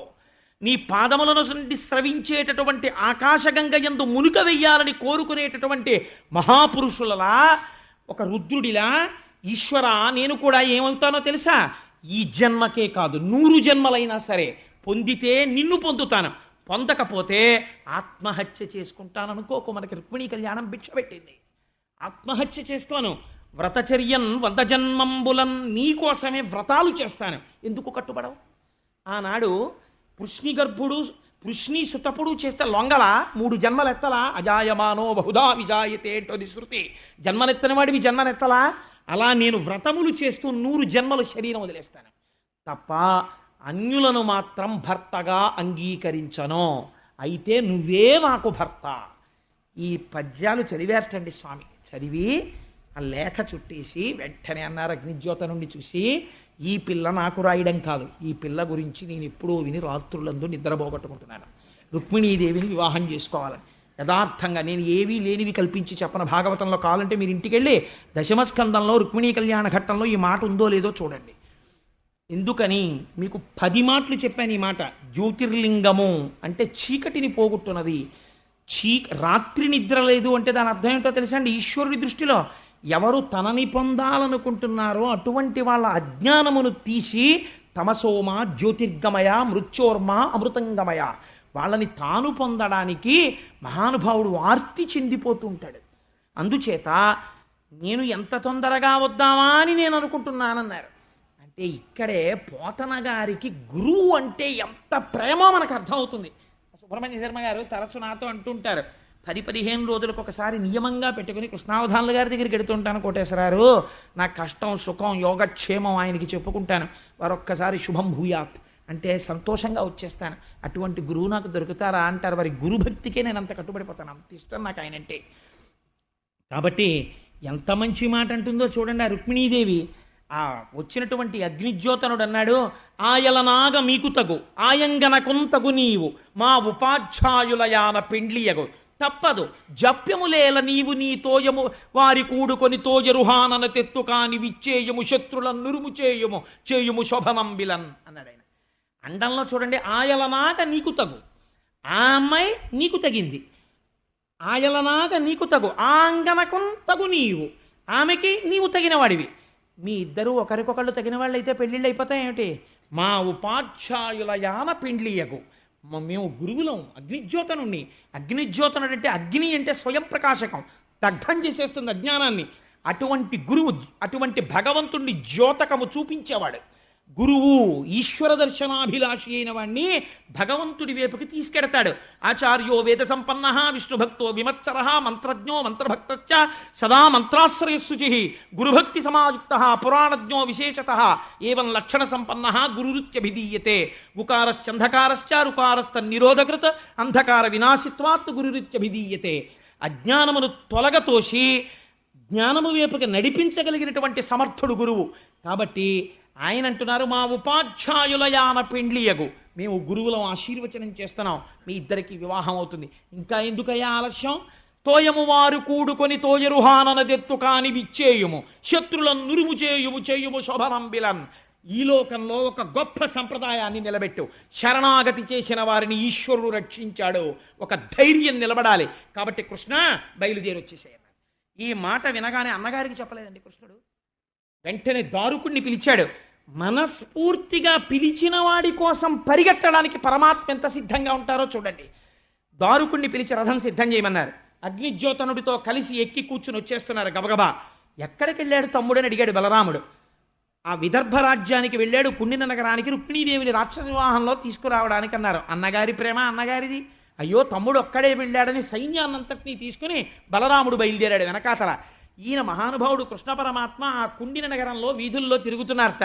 తిరుగుతుంటే వాళ్ళు చూసి అనుకుంటారు, ఏమి అందగాడు రా మహానుభావుడు, ఆ నెమలి పించం, ఆ జుట్టు, ఆ కిరీటం, ఆ ముక్కు, ఆ నోరు, ఆ గడ్డం, కస్తూరీ తిలకం లలాట పలకే వక్షస్థలే కౌస్తుభం నాసాగ్రే నవమౌక్తికం కరతలే వేణుంకరే కంకణం సర్వాంగే హరిచందనంచ కలయం కంఠే చ ముక్తావళి గోపస్త్రీ పరివేష్టితో విజయతే గోపాల చూడామణి. అంతటి అందగాడు కదా స్వామి. అందుకని ఆయన్ని చూసి ఎంత అందంగా ఉన్నాడు అని నిజంగా ఈ వీళ్ళిద్దరికే వివాహం జరిగితే అని పొంగిపోతున్న సమయంలో లోపల పాపం రుక్మిణీదేవి కంగారు పడుతోంది. నిజంగా అసలు నాకు వివాహం జరుగుతుందా? ఈ అగ్నిజ్యోతనుడు వెళ్ళాడా? పూర్వకాలంలోనండి రుక్మిణీ కళ్యాణంలో పద్యాలు ఎవరైనా చదివితే అందరి నోళ్ళు కదులుతూ కనపడేవి. ఎందుకని? ఆంధ్రదేశంలో ఆ పద్యాలు తెలియనటువంటి వాళ్ళు లేరు. ఇప్పటికీ చాలామంది ఉన్నారు. ఈ సభలో ఆ పద్యాలు వచ్చిన వాళ్ళు ఉన్నారు. కానీ వాళ్ళు ఎందుకు కదపట్లేదు అంటారేమో ఒక మర్యాదకి. అయ్యో మనం ఎందుకు అలా వెంటపడినట్టు అని కదపట్లేదు. కానీ నాకు తెలుసు ఈ సభలో చాలామందికి ఆ పద్యాలు వచ్చినవే. కాబట్టి ఘనుడాభూసురుడేగెనో నడుమ మార్గాశ్రాంతుడై చిక్కెనో విని కృష్ణుండిది తప్పుగా తలచనో విచ్చేశనో ఈశ్వరుండనుకూలింప తలంచునో తలపడో ఆర్యామహాదేవియున్ నన్ను రక్షింప నిరుంగునో ఎరగదో నా భాగ్యం ఎట్లున్నదో. ఆ వెళ్ళినటువంటి వాడు మహానుభావుడు ఘనుడా భూసురుడేగెనో, వెళ్ళాడో లేదో అగ్నిజ్యోతనుడు, మార్గమధ్యంలో ఏమైనా ప్రయాణపు బడలకని పొందాడో, ఒకవేళ నిజంగా అంతఃపురంలోకి వెళ్ళి కృష్ణ పరమాత్మకి నేను రచించినటువంటి లేఖని ఇచ్చినప్పటికీ ఆడపిల్ల ఇలా రాయడం ఏమిటి ధూర్తతనంతో రానన్నాడో, నా భాగ్యం ఎట్లున్నదో, నేను కృష్ణుణ్ణి పొందగలనో పొందలేనో అని ఆవిడ వ్యాకులత చెందుతోంది. ఇళ్ళనుకుంటున్నారు, ఊళ్ళో ఉన్నారు. తగు నీ చక్రి విదర్భరాజసుతకున్ తజ్జంబు వైదర్భియున్ తగు నీ చక్రికి ఇంత మంచి తగునే దంపత్యమీ ఇద్దరిన్ తగులంగట్టిన బ్రహ్మనిర్పరిగదా దర్పాహ తారాతియై మగడౌగావుట చక్రీసుతతికిన్ మా పుణ్యమూలంబునన్. పూర్వం వివాహ వేదిక మీద పెళ్లి కొడుకు పెళ్లి కూతురు కనపడితే పెద్దవాళ్ళ దగ్గరికి వెళ్ళి ఏం అమ్మమ్మ బాగున్నారా నీ మనవడు మనవరాలు అన్నారు అనుకోండి. లేకపోతే ఎవరైనా పెద్దవాళ్ళ దగ్గరికి వెళ్ళి ఏం పిన్ని ఎలా ఉన్నారు నీ మనవడు మనవరాలు అన్నాడు అనుకోండి కన్యాదాత గారు, వెంటనే ఏమనేవారో తెలుసా అండి? బాగుండకపోవడం ఏమిట్రా తగునీ చక్రి అన్నట్టున్నారనేవారు. తగునీ చక్రి విదర్భరాజసుతకున్ తజ్జంబు వైదర్భియుం తగునీ చక్రికి. ఈ మాట అనడానికి లోపల చాలా సంస్కారం ఉండాలి. చాలామంది తెలివి తక్కువ వాళ్ళు మాట అంటుంటారు, ఎంత అదృష్టవంతురాలో ఆవిడ ఆయన్ని పొందింది అంటారు. అలా అంటే ఏమిటో తెలుసా అంటే దాని అర్థం ఆయన దురదృష్టవంతుడు ఈవిడ్ని పొందాడు అని కదా. దాంపత్యంలో మాట్లాడేటప్పుడు ఎలా మాట్లాడాలో తెలుసా అండి? వివాహ వేదిక దగ్గరికి వెళ్ళినప్పుడు కళాభ్యాం చూడాలంకృత శశికళాభ్యాం నిజతపఫలాభ్యాం, శంకరాచార్యులు వారిని చూసి నేర్చుకోవాలి. చేసేది శివానందలహరి. ఒండొరులు ఒకరి తపమునకొకరు ఫలమైనారు అన్నారు. భార్యాభర్తల మధ్యలోకి వెళ్ళడానికి వీల్లేదు శాస్త్రంలో. ఎంత గొప్పగా మాట్లాడుతున్నారో చూడండి పోతన గారు. తగునీ చక్రి విదర్భరాజసుతకున్ తజ్జంబు వైదర్భియుం తగునీ చక్రికి ఇంత మంచి తగునే దాంపత్యమీ ఇద్దరిం తగులంగట్టిన బ్రహ్మ నెర్పరి కదా దర్పాహతారాతి అయి మగడౌగావుట చక్రీ సుదతికిన్ మా పుణ్య మూలంబునన్. ఇది అనిపించుకోవలసిన మాట. నిజంగా చతుర్ముఖ బ్రహ్మగారు ఎంత గడుసువాడో. కృష్ణుడి కోసం రుక్మిణిని పుట్టించాడు, రుక్మిణి కోసం కృష్ణుడిని పుట్టించాడు. వీళ్ళిద్దరూ పక్క పక్కన కూర్చుంటే దంపతులైతే ఎంత బాగుంటుందో. నీలతో జద మధ్యస్థ విద్యుల్లేకే భువాస్వర అన్నట్టుంటారు. కానీ రుక్మిణి మరి శిశుపాలుడికి ఇచ్చి చేస్తానంటున్నాడు. వెంటనే వాళ్ళు అన్నారు ఇది ఔదార్యం. వీళ్ళిద్దరికీ వివాహం అవడానికి ప్రతిబంధకంగా శిశుపాలుడు ఉంటే ఆ శిశుపాలుడు తొలగిపోయి కృష్ణుడి ఈవిడ పక్కన చేరడానికి మా పుణ్యాలన్నీ ఇచ్చేస్తాం. మా పుణ్యమూలంబునన్, మా పుణ్యాలు కూడా ఆవిడే పోసేసుకుని ఈయన్ని భర్తగా పొందాలి. ఈశ్వరుణ్ణి చూసేటప్పటికీ ఆ జననీ జనకులు ఇద్దరూ సింహాసనం మీద కనపడాలని లోకం తాపత్రయపడిపోతుంది. రేపు వాళ్ళిద్దరి మధ్య తెర పైకెత్తి మాంగళ్యాన్ని సుబ్రహ్మణ్య శర్మ గారు అందరికీ చూపించి జీలకర్ర బెల్లం పెట్టి ఇంతంత తామర పూలతో అయ్యవారి పాదాలు చక్కగా కడిగి కన్యాదానం చేసి వాళ్ళిద్దరినీ ఒక పీటల మీద కూర్చోపెట్టి మంగళసూత్రధారణ అయిపోయి ముత్యాలతో కూడిన తలంబ్రాలు పోసుకుని ఆ పాదాలు కడిగినటువంటి జలాలు అందరి మీద జల్లుతుంటే ఎప్పుడెప్పుడు వాళ్ళిద్దరినీ కలిసి పీటల మీద అలా చూద్దామని పరిగెత్తని జన్మ జన్మ కదా అని నేనంటలేదు, పోతన గారు అంటున్నారు భాగవతంలో. కాబట్టి మా పుణ్యమూలంబునన్, మా పుణ్యాలు కూడా పోసుకుని వాళ్ళిద్దరూ ఒకటవ్వాలి అని ఆ ఊళ్ళో ఉన్న వాళ్ళు కోరుకుంటున్నారట. ఈలోగా ఈ అమ్మవారన్న మాటలో ఒక గమ్మత్తైన మాట ఉందండి. ఇదే రుక్మిణీ కళ్యాణానికి ఆయువు పట్టు అంటారు పెద్దలు. ఆర్యామహాదేవియున్నను రక్షింప నిరుంగునో ఎరగదో నా భాగ్యం ఎట్లున్నదో. ఎవరి ఆర్యామహాదేవి అంటే శంకరాచార్యులు వారు శివానంద లహరిలో చెప్పారు. బాణత్వం వృషభత్వమర్ధవపుషా భార్యత్వమార్యాపతే ఘోణిత్వం సకితామృదంగ వహతా చేత్యాది రూపం తథౌ తత్పాదే నయనార్పణంచ కృతవాన్ తద్దేహ భాగో హరి పూజ్యాత్ పూజ్యతరస్య ఏ మహిమచేత్కో వా తదన్యోధిక. శ్రీ మహావిష్ణువే శంకరుణ్ణి అనేక రూపాలతో సేవించి సేవించి ఆర్యామహాదేవి అన్న పేరుతో పరమశివుడి యొక్క ఇల్లాలైనాడు. ఇప్పుడు ఈ ఆర్యామహాదేవికి సంబంధించిన పద్యం విన్నా చదివినా ఒక ఫలితం వస్తుంది. పెద్దలు ఏం చెప్తారంటే, తండ్రి ఏం చూడగలడు, అప్పటికి ఆ సంబంధం చాలా బాగుందనిపిస్తుంది, పెళ్లి చేసేస్తాడు. కానీ ఆ పిల్లవాడికి వచ్చే గండాన్ని, ఆ పిల్లవాడికి వచ్చేటటువంటి ఐశ్వర్య భంగాన్ని, ఆ పిల్లవాడిలో వచ్చే మార్పుల్ని, ప్రమాదాల్ని కన్యాదాత ఎన్ని గ్రహించగలడు? కాబట్టి రుక్మిణీ కళ్యాణంలో కూర్చోపెడితే తప్ప పిల్లని సంబంధాలు చూసేవారు కాదు. కారణం ఏమిటో తెలుసా అండి? ఆర్యామహాదేవియున్నను రక్షింప నిరుంగునో ఎరగదో నా భాగ్యమెట్లున్నదో. ఈ పద్యం ఆడపిల్ల చదివితే, అందుకే రేపు లేఖ ఇచ్చి చదివిస్తున్నాం. ఒకవేళ నొసటన అల్పాయుర్దాయం ఉన్నవాడు, లేదా ఐశ్వర్య భంగం అయిపోయేవాడు, లేదా సంతానమును పొందలేనివాడు, ఇలాంటి భంగపాట్లు ఉన్నటువంటి పురుషుడితో వివాహం అవ్వాలని రాసి ఉంటే ఆడపిల్లకి, ఎవరు ఈ పద్యాలు వింటున్నారో, ఈ పద్యాలు చదువుతున్నారో, ఎవరు రుక్మిణీ కళ్యాణం చూస్తున్నారో అటువంటి వారి నొసట వ్రాత మారి యోగ్యుడైన వరుడు వస్తాడు. శిశుపాలుడు తప్పి కృష్ణుడు వచ్చినట్టు. అందుకని రుక్మిణీ కళ్యాణం కలిగిస్తారు. అందుకని రుక్మిణీ కళ్యాణం చేయించేవారు పూర్వం. ఆ రుక్మిణీ కళ్యాణం చదివితే, చూస్తే మనకి ఉన్నటువంటి కొన్ని కోట్ల జన్మలుగా వస్తున్న పాపరాశి వలన ఏర్పడినటువంటి కర్మవాసనలు తొలగి బుద్ధి చేత ఈశ్వర పాదములు పట్టగలుగుతాం. అది పెళ్ళైపోయిన వాళ్ళకు వచ్చే ఫలితం. కాబట్టి అన్ని స్థాయిలలో ఉన్న వాళ్ళని రుక్మిణీ కళ్యాణం ఉద్ధరించేస్తుంది. అంత గొప్ప లేఖ అటువంటి పద్యాలు. ఇప్పుడు అగ్నిజ్యోతనుడు పరిగెత్తుకొచ్చాడు. ఆ పద్యం రచించడంలో పోతన గారి పరవశం చూడండి. అసలు ఆ గంటను నడిచేటప్పుడు మొట్టమొదటి మాట చూడండి, గురువు ఏం మాట్లాడతాడో.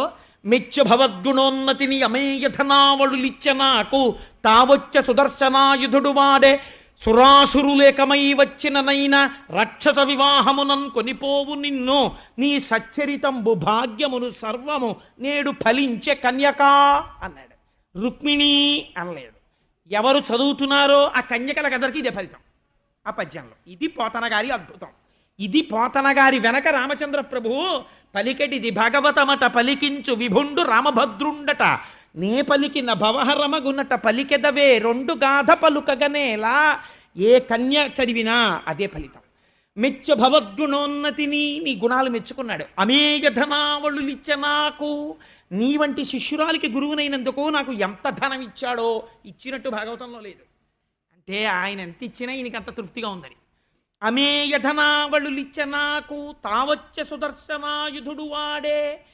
సుదర్శన చక్రం పట్టుకుని వచ్చేసాడమ్మా కృష్ణుడు. సురాసురులేకమై వచ్చిననైనా, దేవతలు రాక్షసులు కలిసి వచ్చినా సరే, దిక్కుమల్ల శిశుపాలుడే పాటి. రాక్షస వివాహముననుకొని పోవు నిన్ను, రాక్షస వివాహంలో తీసుకెడతాడు. రాక్షస వివాహం అంటే పెద్దవాళ్ళ సమ్మతి లేకుండా తీసుకెళ్దాం. 8 వివాహ విధాల్లో అదొకటి. అందుకని ఇది శరణాగతి. అందుకని శత్రువుల్ని అణిచి ఈశ్వరుడు పొందుతాడు. అందుకని రాక్షస వివాహమే ఇక్కడ. అందుకని రాక్షస వివాహముననుకొని పోవు నిన్ను నీ సచ్చరితంబు భాగ్యమును సర్వము నేడు ఫలించే కన్యకా, నీ యొక్క జీవితం ఫలించింది. ఇది రేపు కన్యలందరూ కూర్చుని పద్యాలు చెప్తే వాళ్ళందరి మీదకి బ్రాహ్మణులు వచ్చి ఆ అక్షతలు పోసినటువంటి ఆ అక్షతల్ని, తలంబ్రాల అక్షతల్ని చల్లుతారు. చల్లితే అదే నీ జీవితం పండింది కన్యకా అని ఆశీర్వచనంతో సమానం అవుతుంది. ఇప్పుడు తల్లి పరమ సంతోషాన్ని పొందింది. నేను ఎక్కడ కొంచెం బాధపడుతుంటానంటే, నా ఇంటికి అనుకోకుండా ఇవాళ నేను దాని గురించే కొద్దిగా ఆలోచన చేస్తుంటే ఎవరో నా యందు చాలా ప్రీతి కలిగిన వారు, ఆయన అస్తమానం బొప్పాయి పండుగ పట్టుకొస్తుంటారు నాకు. ఆయన ఇన్ని చెరుకు కర్రలు పట్టుకొచ్చారు. నాకైతే అనిపించింది, వారు నన్ను మన్నిస్తే కోటేశ్వరారికి ఇస్తే కోటేశ్వరారు ఇలా చేశారేమిటి అని అనుకోకండి. రేపు ఒక పని చేద్దామని అనుకుంటున్నాం. నేను ఆ చెరుకు కర్రలు రేపు ఉదయం తీసుకొచ్చి గుడికి ఇస్తాను. అమ్మవారు రుక్మిణీదేవి పార్వతీ పరమేశ్వరుల యొక్క ఆరాధన చేసింది. ఆడపిల్ల ఐదోతనం నిలబడాలంటే గౌరీ తపస్సు చేయాలి. గౌరీ తపస్సు చేయించేటప్పుడు వాళ్ళు ఎంతో కష్టపడి ఏ లలితాష్టోత్తరంతోటో సహస్రంతోటో అమ్మవారికి కుంకుమార్చన చేయిస్తారు. చేయించేటప్పుడు ఇవాళ రేపు ఎలా అయిపోయిందంటే ఆ కుంకుమార్చన మీద ధ్యాస ఉండదు అని ఉంటారు. ఎందుకంటే వీడియో ఉందటు, ఫోటోగ్రాఫర్ ఉన్నాడటు. అది మిమ్మల్ని రక్షించదు. జ్ఞాపకం పెట్టుకోండి. మీ జీవితానికి అంతటికి రక్షణ గౌరీ తపస్సులో ఆడపిల్ల చేసిన ఆ కుంకుమార్చనలోంచే వస్తుంది. అమ్మవారి అనుగ్రహం అక్కడే ప్రారంభమవుతుంది. కన్య సువాసినిగా మారబోతోంది. ఆ తరువాత ఆ పిల్ల తల్లి కావడానికి అన్నిటికీ కావలసిన అదృష్టం అప్పుడే కటాక్షింపబడుతుంది. మీకు ఓపిక ఉంటే లలితా సహస్రం తప్పులు లేకుండా చదవగలిగిన 10 మందిని ఆదరించి కూర్చోపెట్టి లలితా సహస్రం చదివించండి మాంగళ్యధారణ అయ్యే వరకు. గౌరీ తపస్సు జరుగుతున్నంతసేపు ఆడపిల్ల తదేక దృష్టితో పార్వతీదేవిని ఆరాధన చెయ్యాలి. అందుకే రుక్మిణీదేవి మౌనంతో దేవాలయానికి వెళ్ళింది, ఎవరితో మాట్లాడలేదు. ఇవాళ రేపు పెళ్ళిళ్ళంటే ఎలా తయారయ్యాయంటే గౌరీ తపస్సు వీడియో ఇనపెట్టి పెట్లో ప్యాకెట్ల మీద రాసేసిన పేర్లు, ఎవడొచ్చాడు, ఎవడికి పెడదాం, మీల్సు, కాంట్రాక్టు. అసలు తన కూతురు అభ్యున్నతి చూసుకోవడమే పోయింది. ఏం చెయ్యాలో పోతన గారు చెప్పారు. కొన్ని మంగళసూత్రాలు చేయించి వృద్ధ ముత్తైదువులకి ఇప్పించారు. చెరుకు కర్రలు కొందరు ముత్తైదువుల్ని ముందు పిలిచి ఇచ్చారు. రేపు నేను మా ఇంటికి వచ్చిన ఆ చెరుకు కర్రలు ఇక్కడికి పంపిస్తాను. పంపించి నా ఇంట్లో ఇవాళ ఆ చెరుకు కర్రలు పెట్టగానే కొన్ని కోట్ల మంది దేవతల స్వరూపమైనటువంటి ఒక స్త్రీ నా ఎదురుగుండా కనపడింది. అనుకోకుండా వచ్చి నేను వెంటనే రుక్మిణీదేవికి నమస్కారం చేసి పోతన గారికి నమస్కారం చేసి, నేను ఈ చెరుకు కర్రలు ఇస్తే తప్ప రుక్మిణీ కళ్యాణం చెప్పకూడదని వారు తెచ్చుంటారు, ఈవిడ వచ్చి ఉంటుందని 4 చెరుకు కర్ర ముక్కలు ఆవిడికి ఇచ్చొచ్చాను. కాబట్టి ఆవిడ ఈశ్వరాలయంలో చెరుకు కర్రలు పంచింది. మన పిల్లలకి మనం ఈ సంప్రదాయం నేర్పుకోవాలి. మా గౌరీ తపస్సు అయ్యే వరకు మాట్లాడకూడదు, మీరు మాట్లాడించకూడదు, ఆ పిల్ల మాట్లాడకూడదు. కుంకం వేస్తూ తదేక ధ్యానంతో నామాలు వినాలి. చక్కగా అయిపోయిన తర్వాత ఇన్ని కోట్లు లక్షలు ఖర్చు పెడుతున్న వాళ్ళు ఇన్ని చెరుకు కర్రలు తేలేరండి, ఇన్ని పువ్వులు తేలేరా, ఇంత పసుపు, ఇంత కుంకం, ఇన్ని గాజులు, చక్కగా ఒక్కొక్క చెరుకు కర్ర, అప్పాలు, పరమ పవిత్రమైన వంటకం అప్పాలు వండించారు భీష్మకుడు. వండించి ఒక్కొక్క అప్పం, ఈ చెరుకు కర్ర, మంగళసూత్రం, పరమ మంగళద్రవ్యం ఆడపిల్ల సువాసనకి ఇవ్వవలసింది ఏమిటో తెలుసా అండి? పెళ్లిపీటల మీద కూర్చునే ముందు ఉప్పు ఇవ్వాలి. ఉప్పిచ్చి కూర్చోవాలి. ఉప్పు పుచ్చుకొని అనకూడదు. ఆ సమయంలో మాంగళ్య దేవత కింద తాను పుచ్చుకుంటుంది. పుచ్చుకుని ఆశీర్వచనం చేస్తారు. దీర్ఘసుమంగళి భవ. పసుపు కుంకాలతో 3 తరాలు చూసి ఆనందంగా నీ భర్త ధర్మాత్ముడై చేయి పట్టుకుని 7 తరాలు చెప్పుకునేట్టు బ్రతికి ముసలిదాని అయిపోయి పండు వగ్గైపోయి పరమ ఆరోగ్యంతో ఉన్న నీ భర్త తొడ మీద తలపెట్టుకొని నువ్వు చెప్తున్న పద్యాన్ని ఆయన పూర్తి చేస్తుండగా ఆయన ముఖం చూస్తూ మళ్ళీ జన్మ అంటూ ఉంటే ఆయనకే భార్య వాళ్ళని కోరుకుంటూ వెళ్ళిపోయే అదృష్టము ఈమె పొందుగాక అని ఆశీర్వదించగలగాలి మనస్సులో. ఆ ఆశీర్వచనమే అంగరక్షయై నిలబడుతుంది. కాబట్టి ఆ చెరుకు కర్రలు పంచింది, మంగళసూత్రాలు పంచింది, అప్పాలు పంచింది. అప్పుడు చెప్పింది, నమ్మితి నామనంబున సనాతనులైన ఉమామహేశులన్ మిమ్ము పురాణ దంపతుల మేలు భజింతు కదమ్మ, మేటి పెద్దమ్మ దయాంబురాశివి కదమ్మ, హరిన్ పతి చేయుమమ్మ, నిన్ను నమ్మిన వారికన్నటికి నాశము లేదు కదమ్మ ఈశ్వరీ. ఎంత గొప్ప పద్యం అండి! ఈ పద్యం రావద్దండి. నాకు మా అబ్బాయి అధికారం ఇస్తే నేను అడిగే ప్రశ్న ఇదే, నీకు ఈ పద్యం వచ్చా అని అడుగుతా నా కాబోయే కోడల్ని. ఇది వస్తేనే క్వాలిఫికేషన్. అంటే నేను ఎందుకలా రెచ్చిపోతుంటావు అనుకోకండి, అదో ఆనందం అంతే నాకు. నమ్మితి నామనంబున సనాతనులైన ఉమామహేశులన్. ఎంత ధైర్యంగా చెప్తోందండి ఆవిడ. సనాతనులైనటువంటి పార్వతీ పరమేశ్వరుల్ని నేను ఇక్కడ నమ్మాను. ఉమామహేశులన్ మిమ్ము పురాణ దంపతుల మేలు భజింతు కదమ్మా. ఇది గౌరీ తపస్సు అంటే. అమ్మా మీరిద్దరూ కూడా సనాతనముగా ఆది దంపతులు, ఈ లోకమునకంతటికి వాగర్ధ వివసంపృక్తం వాగర్ధ ప్రతిపత్తయే జగత పితరౌ వందే పార్వతీ పరమేశ్వరౌ.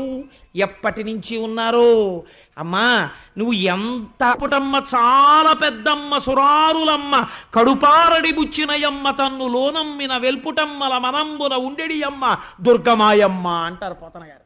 ఆయనకి ఎంత ఇష్టం. అందుకని నమ్మితి నామనంబున సనాతనులైన ఉమామహేశులన్. ఎటువంటి విశేషణం అండి!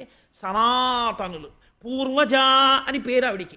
అన్నీ ఎప్పుడున్నాయో అంతకన్నా ముందు ఆవిడుంది. అంతటి సనాతనులైనటువంటి మీరు తరగని ఐదోతనంతో నువ్వు ఉన్నావు కదమ్మా. అలా నన్ను కూడా ఐదోతనంతో నిలబెట్టవా తల్లి? నాకు ఆ పసుపు కుంకాలు ఇవ్వవా? సనాతనులైన ఉమామహేశులన్ మిమ్ము పురాణ దంపతుల మేలు భజింతు కదమ్మ. మేటి పెద్దమ్మ దయాంబుర శివి కదమ్మ, హరిన్ పతి చేయుమమ్మ. ఈ పద్యం ఎవరు చదివినా అలాగే అవుతుంది. ఎందుకో తెలుసా అండి? కన్యాదాత దానం చేస్తే పెళ్లి కొడుకులో నారాయణుణ్ణి చూసే చేస్తాడు. అలాంటి యోగ్యుడైన వరుడు వస్తాడు. హరిన్ పతి చేయుమమ్మ. ఎవరికైనా అనుమానం ఉంటుందేమోనని పోతన గారు నివృత్తి చేసేస్తున్నారు. నిన్ను నమ్మిన వారికెన్నటికి నాశము లేదు కదమ్మా ఈశ్వరీ. ఓ ఈశ్వరి, నిన్ను ఎవరు నమ్ముతున్నారో వాళ్ళకి ఎన్నటికీ నాశనం అన్న మాట లేదు, రక్షించి తీరుతావు అందంతే. ఇటు తిరిగింది. తిరిగి కాలి గోటితో ఇలా రాస్తూ కృష్ణుడు వచ్చి తీరుతాడు నేను చేసిన ఆరాధనకి. నన్ను ఆ పార్వతీ పరమేశ్వరు రక్షించి తీరుతారనుకుందంతే. ఈవిడ సౌందర్యాన్ని చూసి రథంలో వచ్చి ఆవిడ అందం చూసినటువంటి ఎందరో రాజులు తట్టుకోలేక మూర్ఛపడి రథాల నుంచి కింద పడిపోయారు. ఆవిడిలా చూసింది అంతే. ఇదే పార్వతీ పరమేశ్వరుల అనుగ్రహం అంటే. ఇది గౌరీ తపస్సుకి ఫలితం అంటే. కనియన్ రుక్మిణి చంద్రమండలముఖున్ కంఠీర వేంద్రావలగ్ను జారుతరవక్షు నగారాతి గజేంద్రహస్తు నిబబాహున్ చక్రి పీఠాంబరున్ ఘనభూషాన్వితు కంభుకంటు విజయోత్కంఠున్ జగన్మోహనున్. ఆ రథంలో నిలబడి పట్టు పీతాంబరం కట్టుకుని అలవోకగా ఇలా ఎడంచేత్తో పగ్గాలు పట్టుకుని చిరునవ్వుతో రుక్మిణీదేవి వంక చూస్తూ నవ్వుతూ నించున్నటువంటి కంబుకంఠుడైనటువంటి నల్లటి మేఘం లాంటి చక్కటి నవ్వుతున్నటువంటి పరమాత్మ యొక్క దర్శనమైంది రుక్మిణీదేవికి. ఆ పగ్గాలు విడిచిపెట్టాడు, కిందకి దిగాడు, శరణాగతి చేసిన వారి కోసం తానే నడిచొచ్చాడు పరమాత్మ. ఈశ్వర వైభవం ప్రకాశించింది శరణాగతిలో. సర్వధర్మాన్ పరిత్యజ్య మామేకం శరణం వ్రజ అహం త్వా సర్వపాపేభ్యో మోక్షయిష్యామి మా శుచ. ఈశ్వర ప్రతిజ్ఞ. తానే రథం దిగి నడిచొచ్చాడు. అలవోకగా అమ్మవారిని పాణిగ్రహణం చేశాడు, చెయ్యి పట్టుకున్నాడు, రథం ఎక్కించుకున్నాడు. ఇంతమంది వాళ్ళిద్దరిని చూస్తూనే ఉన్నారు, ఎవరికి స్పృహ లేదు. రథం తోలుకుంటూ వెళ్ళిపోతున్నాడు. ఉరే ఉరే ఉరే ఉరే కృష్ణుడు ఎత్తుకుపోయాడు రా రుక్మిణీదేవిని అన్నారు. వీళ్ళందరికీ స్పృహ వచ్చింది. ఎత్తుకుపోతున్నవాడు కృష్ణుడు. పరుగు పరుగున వెనక్కి వెళ్ళారు. వెళ్ళి శిశుపాలుడికి జరాసంధుడికి చెప్పారు. అయ్యయ్యో అలా ఎత్తుకుపోవడం ఏంట్రా, పదండి మనందరం యుద్ధానికి అన్నారు. సుదర్శన చక్ర ధారలతో వీళ్ళందరి కుత్తుకలు కత్తిరించాడు. ఎందరో పడిపోయారు. బుగ్గన చొక్కట్టుకుని పెళ్లి కొడుకులో తయారైపోయాడు దిక్కుమాల శిశుమాలుడు. వాడు వెనక్కి వచ్చి ఏడుస్తూ వెళ్ళి జరాసంధుడి దగ్గరికి వెళ్ళాడు. పక్కన నమ్ముకున్న స్నేహితుడు ఉద్ధరించేవాడై ఉండాలి. వాడి దగ్గరికి వెళితే వాడన్నాడు, బ్రతుకవచ్చునొడల ప్రాణంబులుండిన బ్రతుకు కలుగని నీ భార్య కలదు, బ్రతికి తీవు భార్య పట్టు దైవమెరుగు, వగచవలదు చైజ్జవలదు వలదు అన్నాడు. ఒరే నువ్వు ఎంత అదృష్టవంతుడివిరా, కృష్ణుడి దగ్గరికి వెళ్ళి చచ్చిపోకుండా వెనక్కి వచ్చావా? పెళ్ళి ఆగిపోతే అయిపోయింది, ఇంకో పెళ్ళం దొరుకుతుంది, బతికానని సంతోషపడరా అన్నాడు. జరాసంధుడిని నమ్ముకుంటే ఇదిగో ఇలాంటి కబుర్లే చెప్తారు వాళ్ళు. కాబట్టి బ్రతుకు వచ్చునొడల ప్రాణంబులుండిన బ్రతుకు కలిగని నీ భార్య కలదు, బ్రతికి తీవు భార్య పట్టు దైవమెరుగు, వగచవలదు చైజ్జవలదు వలదు అన్నాడు. ఒక్క రుక్మి మాత్రం ఒక గోపాల బాలుడు మా చెల్లిని అపహరించడం ఏమిటని అపారమైనటువంటి ఆవేశంతో రథం వెంట పడ్డాడు. వెంటపడి మాసాటివాడివా మా పాప కొనిపోవయే పాటి కలవా అడవిది వంశము ఎంది జన్మించితి వెక్కడ పెరిగితి వెయ్యది నడువడి ఎవ్వరెరుగు మనహీనుడవీవు మర్యాదలెరుగవు మాయచే కొనిక అని మరలిరావు నిజరూపమున శత్రుని వహంబుపై పోవు వసుధేశుడవు కావు వవిలేవు కొమ్మ నిమ్ము నీవు గుణరహితుండవు విడువవేని విలయకాల బాణశిలీ పరంపరల నిన్ను నిహతుని చేయుదును ఆగు కృష్ణ అంటూ బ్రహ్మాండమైనటువంటి ధనుర్బాణాలు పట్టుకుని బయలుదేరాడు. మా సాటి వాడవా మా పాప కొని పోవ ఏ పాటి కలవాడ విధి వంశము. తెలియకుండానే స్తుతి చేసేస్తున్నాడు. నువ్వు గోపాల బాలుడివి, ఎక్కడో పుట్టినటువంటి వాడివి, ఆలమందల వెనకాల తిరిగినటువంటి వాడివి, నీకు మా పిల్ల కావలసి వచ్చిందా? మా పిల్లని ఎత్తుకుపోతావా? నిలు నిన్ను ఇప్పుడే తుదముట్టించేస్తాను కృష్ణ అని వస్తున్నాడు. వస్తూ ఉంటే చూశాడు కృష్ణుడు ఇంత నింద చేస్తున్నాడు, కానీ అది స్తుతి పాఠం అయిపోయింది. నిజంగా పరమాత్మకి జన్మం ఏమిటి, పరమాత్మకి వంశం ఏమిటి, పరమాత్మకి కులం ఏమిటి, ఆయనకి గోత్రం ఏమిటి, ఇది తెలియక వెర్రివాడు ప్రలపిస్తున్నాడు. ఒక్కసారి సుదర్శన చక్రాన్ని చేత్తో పట్టుకుని సంకల్పం చేస్తున్నారు. అని డగ్గుత్తికతో మహాభయముతో ఆకంపితాంగంబుతో వినతశ్రంత ముఖంబుతో శృచిచల ద్వేణీ కలాపంబుతో కనుతో ఇంజడిగొన్న భాష్పములతో కాంతాలలామంబు మురుక్కిన రుక్మిన్ తెగవేయబోకమడిషన్ కృష్ణుండు రోచిష్ణుడై. అసలు కన్నులంబట నీరు పెట్టవలసినటువంటి అవసరం లేక తన కడగంటి చూపులతో లోకములకు ఐశ్వర్యములనీయగలిగినటువంటి శ్రీ మహాలక్ష్మి తన తోడబుట్టినటువంటి వాడు మరణిస్తాడేమోనని ఇంకా పెళ్లి కాకుండానే కృష్ణుడితో వెడుతున్నది భయపడిపోయి అని డగ్గుత్తికతో, కంఠంలో మాట రాకుండా అని డగ్గుత్తికతో మహాభయముతో ఆకంపితాంగంబుతో వణికిపోతున్న శరీరంతో ఆయన కాళ్ళు పట్టుకుని శృతిచలద్వేణీ కలాపంబుతో కనుదోయింజడి కొన్న భస్మములతో కళ్ళ వెంబట నీళ్లు కారిపోతుండగా, నేను కోరుకున్న వాడితో పెళ్ళయిందని మా తండ్రి సంతోషించాలా? ఈ సంతోష సమయంలో తన తల కొరివి పెట్టవలసినటువంటి పెద్ద కొడుకు మరణించాడని విచారించాలా? అందుకని ఈశ్వరా నా అన్నకి ప్రాణభిక్ష పెట్టు అని ఆయన పాదములు పట్టుకుంది. పోతన గారు అన్నారు, రేవులవారంగురిగి అన్నారు వచనంలో.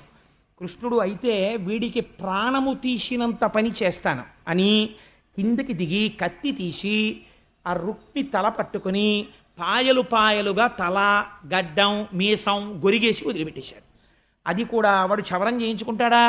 పిల్లలకి తలనీలాలు ఇచ్చినట్టు ఉంటుంది. తిరుపతి తీసుకెళ్ళి వాడు గుండు తిప్పేస్తుంటాడు, నలుగురు కలిసి పట్టుకోవాలి, వాడు ఓ ఏడుస్తుంటాడు, గుక్క పట్టేస్తుంటాడు, అయిపోయిందని తలనీలాలు తీసేస్తుంటారు. అలా వీడు ఓహో తల తిప్పేస్తున్నాడు. అందుకని పైన ఉత్తరీయం తీసి బండి చక్రానికి వేసి కట్టేసేట. వాడెంత అదృష్టవంతుడో, కృష్ణుడు ఉత్తరీయంతో కట్టించుకున్నాడు అమ్మవారికి అన్నగారైనందుకు. కట్టించి పాయలు పాయలుగా గొరిగేసి విరూపుణ్ణి చేసి వదిలేశారు. వదిలేస్తే కించెత్తు బాధపడింది రుక్మిణీదేవి. బలరాముడు వచ్చి ఓదార్చాడు. తదనంతరంబున హాయిగా ద్వారకా నగరాన్ని చేరుకున్నారు. కృష్ణ పరమాత్మ చెప్పారు, ఎందుకు భయపడతావు? వచ్చెదర దయదు సైన్యము చొచ్చెదర అరి సైన్యమెల్ల వైరుల పలసన్ నొచ్చెదరును విచ్చెదరును చచ్చెదరును నేడు చూడు జలజాతాక్షి. బెంగ పెట్టుకుంటావు ఎందుకు? అదిగో ఇరు సైన్యం వచ్చేసింది బలరాముడితో. ఈ శత్రు సైన్యం అంతా తెగటారిపోతుంది. నువ్వు సంతోషంగా ఉంటావు, హాయిగా వివాహం చేసుకుంటావు, బెంగపెట్టుకోకు రుక్మిణి అన్నారు. ద్వారకా నగరాన్ని చేరుకున్నారు. ధ్రువ కీర్తిన్ హరిపిండ్లియాడి నిజ చేతోహారిణిన్ మానవైభవ గాంభీర్య విహారిణిన్ సకల సంపత్కారిణిన్ పుణ్యచారిణి మహాదారిద్ర సంహారిణిన్ శుభభూషాంబరధారిణిన్ గుణవతి చూడామణిన్ రుక్మిణిన్. ఎటువంటి తల్లిట? ధ్రువకీర్తిన్ హరిపిండ్లియాడే, శ్రీమన్నారాయణుడు పెళ్లి చేసుకున్నాడు ఆ రోజున. నిజ చేతోహారిణిన్ మానవైభవ గాంభీర్య విహారిణిన్ సకల సంపత్కారిణిన్ సాధు బాంధవ సత్కారిణి మహాదారిద్ర సంహారిణిన్ పుణ్యచారిణి సువిభూషాంబరధారిణిన్. మంచు పట్టుపుట్టం కట్టుకున్నది, దరిద్రాన్ని నాశనం చెయ్యగలిగినది. కోడలంటే అలా ఉండాలి. కాబట్టి దరిద్రాన్ని నాశనం చెయ్యగలిగినది, ఇంటికి వచ్చినటువంటి బంధువుల్ని స్నేహితుల్ని ఆదరంతో చూడగలిగినది, పుత్రపౌత్రాభివృద్ధిగా వంశాన్ని పెంచగలిగినటువంటిది, చక్కటి చిరునవ్వుతో అందరినీ ఆదరించేటటువంటి స్వరూపమున్నది, మంచి గుణములు కలిగినటువంటిది. ఇటువంటి రుక్మిణీదేవిని కృష్ణుడు ద్వారకానగరమునందు పెద్దలందరి సమక్షములో వివాహమును చేసుకున్నాడు. రేపటి రోజున కాకినాడ పట్టణము ఎవరైనా మీ దగ్గరికి వచ్చి ఏ ఊరండి ఇదని అడిగారు అనుకోండి, ఏం చెప్పాలి? ద్వారకా అని చెప్పాలి. మనందరం ద్వారకావాసులం. అంతమంది ద్వారకావాసుల సమక్షంలో అదిగో వేదిక సిద్ధమైపోతోంది.